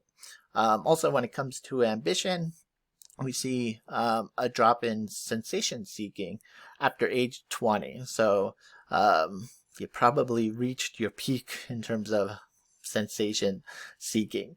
It's probably just downhill from here. Except, I don't know, when I went to grad school, I was 24 when I entered the PhD program. I did most of my overseas traveling during the summer. So now I'm like, rather work on the house than go to, who needs to go to Europe, right? Okay, we're almost done here. So when it comes to personality coherence over time, so remember when we talk about coherence, we're talking about the way that traits are manifested, right? The way that they are expressed. So personality coherence, predictable changes in the manifestations or outcomes of personality factors over time, even if the underlying trait remains the same. So when it comes to, I keep using this example because it's late, I've been talking too long, but when it comes to aggression, right? The way you express it as a kid is going to be different than how you express it as an adult.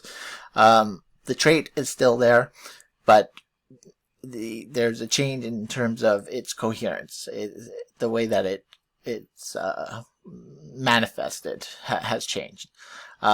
So some of the research in terms of marital stability and marital satisfaction and divorce, 3 aspects of personality seem to strongly predict marital dissatisfaction and divorce. And the first is the husband's neuroticism, so high levels of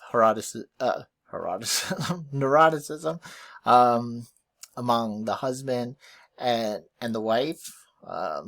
We see this research was before the days of same-sex marriage. So we see for number 1, number 3, let's just say spousal neuroticism, and number 2, the husband's lack of impulse control. So these 3 characteristics seem to be strongly predictive of a bad marriage and divorce. When it comes to adult outcomes of children who have severe temper tantrums, again, we all were kids, we all had temper tantrums, but say more severe and more frequent temper tantrums. There's some research that suggests that men who've had these severe temper tantrums as kids had lower education levels as adults. They had lower paying jobs, lower status in their jobs, and lower job stability, right? So more likely to switch back and forth between jobs. Again, the economy is very different now than when that study was published. Okay, last slide. So get your questions ready for me if you have them. Just summarizing this chapter dealing with the changes and consistencies in personality. We just take these points home with us. That personality development is the study of both the continuities and the changes in personality over time, and that there's strong evidence for personality rank order stability over time. So even if our personalities are changing in relation to other people who are also changing, we're kind of staying the same, at least in terms of our ranking amongst those other people. Also, personality changes in predictable ways, and sometimes in different ways for men and women, and actually for other groups as well that I didn't include in this summary, but that I mentioned in the lecture for this chapter. And also, personality shows evidence of coherence over time. So even the way that the personality traits may stay the same, and they're pretty stable, but the way that we express those personality traits may differ. Okay, that's it for this review, this PowerPoint. I'm going to put these lecture slides online just for any of you who want to use this. Maybe it'll be helpful for studying for the exam. Let me try to get back to where we are. Where's my shared window?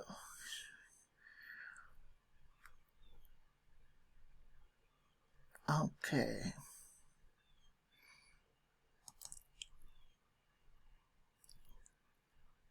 Do I have everybody?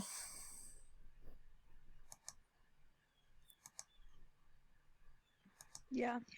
Okay, good. I don't know if everyone's still here. Hopefully enough of you.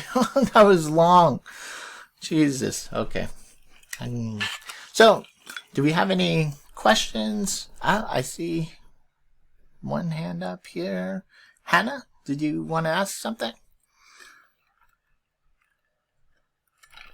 No, my bad. I had the hand up from earlier. I didn't realize it was so long. Oh, okay. I'm so sorry. When I was in full mode, I couldn't see any hands or anybody. No, You still have... okay. Okay, cool. There's still 28 people in here. That's way more than I expected. Any questions, concerns? Does anyone want to do this again? Is this something we should do more frequently? I thought it was helpful to go over the summaries of all the chapters in one sitting, just so I've already done my notes on all the chapters, but just to kind of talk about them all in one sitting was kind of better, just to get an overview of everything. Okay, that's good to hear. Because I wanted to kind of make this class hybrid between synchronous delivery and asynchronous delivery. It's just everything fell apart in the first couple of weeks of the semester. But I was hoping that we would do this every other week or so. Instead of me spending 2.5 hours talking about 4 chapters, maybe I spend an hour and change talking about 2 chapters, right? So maybe that could even be more helpful. That is, we do this more frequently, but with less material. It's just we had to cram a lot into this one session.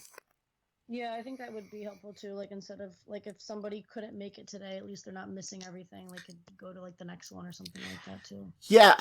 So that definitely sounds good, and I'm hoping I'm screen capturing this as a recording that I'll post to Blackboard along with this PowerPoint slide. So hopefully people who missed it can listen. They could listen at double speed, so they get to only hear me talk for an hour. Everyone. Hi. Yeah. I think doing one of these every other week would be beneficial, but I don't know necessarily that every week. Yeah. Maybe because like it's really long for like both of like you and students, but like I do personally think like every other week would be beneficial. Okay, cool. That's kind of what I was thinking too, especially once I started to actually record the lectures, and I'm like, wow, I'm talking a lot.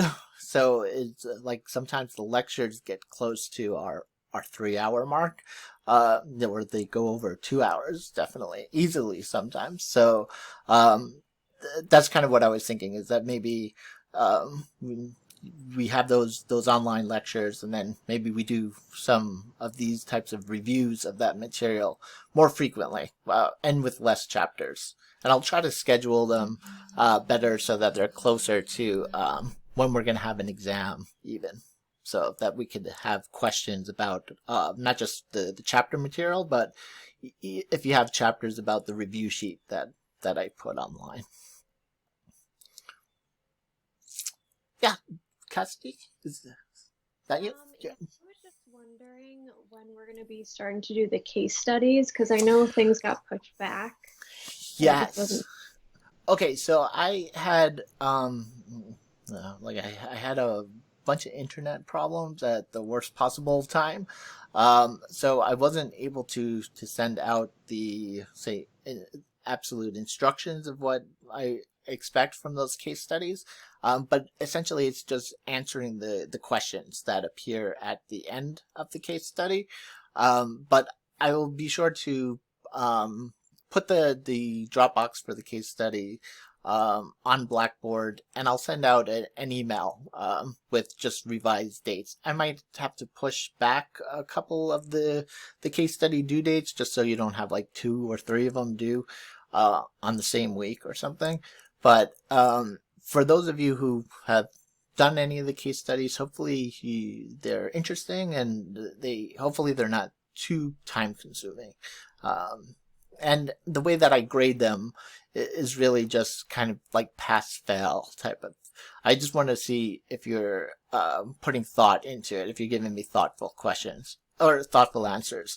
It doesn't necessarily have to be a right or a wrong answer to most of those questions, at least.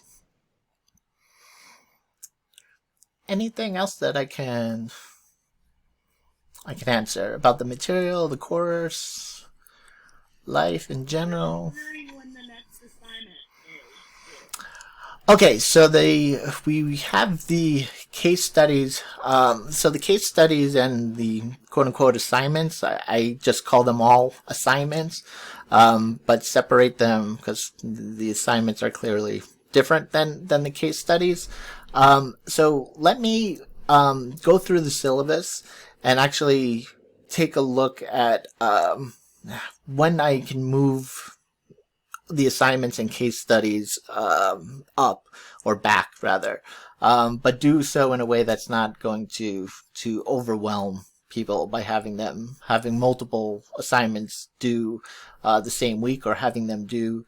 I try to for the week of your exam, when you have an exam online, that week I try to make you have nothing due so that you could just focus on the exam. But I'm actually just going to need a couple, like half an hour or so, just to figure that stuff out. But I'll let you guys, I'll let everyone know tonight by sending out an email and an updated schedule. So hopefully that helps. I didn't answer it directly, but it's coming. The answer's on the way. Nicole? For your tests, how do you like administrate your exams? Like, do we have time throughout the week, or do we have to like log in? Okay, so the way that the test is going to be set up is, because this is a huge class. We got like 45 students in here. So it's likely going to be multiple choice type of questions. I will give you some sample questions ahead of time, and I'll also give you a review sheet of sorts. It's not necessarily a review sheet because I'm not going to put notes on it, but I'll put like, these are the major topics that you should study. Like, these are really the stuff that you should focus on, what you should expect to appear on the exam. And I will post that either the week before the exam, but I leave the exam up for the entire week. So with a 50 multiple choice test, I will probably give like an hour and 15 minutes, an hour and a half maybe, to complete that exam. And you can complete it at any time that you want. It has to be completed by the end of the week, that Saturday, at 11:59. But once you start the exam, you have to finish it. Otherwise, it would be really easy to cheat. It's already easy to cheat because your book could be there. But if you could look at the questions and then close out and then go back in, that's a little too much. So once you start it, you'll have to complete it, but there's not going to be like a particular date and time. It'll be available for a week, and you can take it whenever you want. I hope that helps. Taylor? So was this not our lecture? Like, do we have the chapter 5 lecture to do and then the quiz on that? Yeah, so this was like a summary of the lectures that we've completed so far. So there's the chapter 5 lecture that is up there, and a quiz that's up there. But I think the quiz for that might be due this week or next week. Just double check the due date on that. I gave an extension for the first 3 quizzes. I'm not sure about this one, but yeah, that lecture is up there. Okay, do we have anybody else? I see. Am I missing a hand? Okay, Cassidy, I gotcha. Okay, so can I guess, ask all of you, in terms of the quizzes, how are you doing with them in terms of the types of questions that are being asked? Do they seem pretty easy? Don't worry, I'm not going to make them more difficult if you tell me that they're easy. Do you find them tricky? What do you think about those? I think that they're kind of chronological to the notes. They kind of go hand in hand with like the notes, so right in order. Like if it's the first 3 questions, it's usually the first couple of things that we took notes on in that chapter, and then the middle of the quiz is usually on the middle of the chapter. So it kind of goes chronological throughout it, which makes it easier to find like answers within your notes and stuff like that. Okay, and the questions themselves seem to be pretty fair. Yeah, I think that they're pretty fair, but in the beginning of the lecture, someone was messaging in the chat saying that they think that 20 minutes is a little too short for the quiz. Okay. And a couple people agreed that it wasn't like enough time. Just because like I felt like the questions are fair, but I feel like you really need to like think, or just like you have to like obviously know the material, but like they're not like easy questions that just come to your mind. Okay, and that's definitely fair, particularly because sometimes, depending on the chapter, right? Sometimes the quizzes are 10 questions, sometimes they're 15 minutes or 15 questions. So I'll definitely take that into consideration in terms of extending the time on that.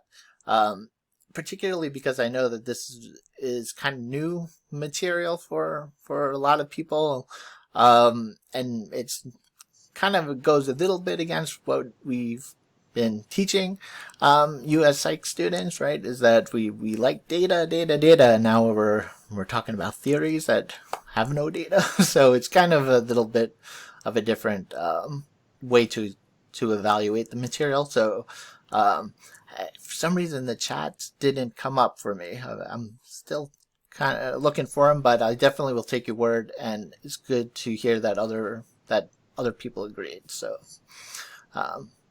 you can expect a little bit more time for those quizzes. But I asked sorry, I cut you off there. So I just asked about the quizzes because you could kind of expect the exams to be the same, except that the questions for the exams will be a little bit more applied. So for the quiz questions, I'm kind of just trying to get you to look through your notes or look through the book, because these are terms that I want you to know, and these are concepts that I want you to know. So like usually taking an exam is kind of the best way to learn it. Is like you're flipping through looking for stuff. that's the best way to kind of learn the material. So the exams, you could expect similar questions, but maybe a little bit more applied type of questions. But if you figure that the questions on the quizzes are fair, the exams are not going to be radically different. They'll just be longer, more questions. Cassidy, did you raise your hand again? Or No, that was from before. oh, okay. Sorry about that. I'm still trying to figure out how to use Teams. Okay, do we have any other questions or concerns? Okay, I guess that's a wrap then. So of course, everything should be posted up. This review, along with the PowerPoints for this review, I'll post these on Blackboard. I'll also give you all updated due dates for the assignments, just so you can plan ahead. And I'll definitely take a look at adding more time to the quizzes. So I guess I'll see you not next week, but the week after, and we'll do this again. It was fun. A lot of talking, though. Thank you. Okay, take care, everyone. Have a great night. Bye-bye. Good night. Thank you. Good night. Take care.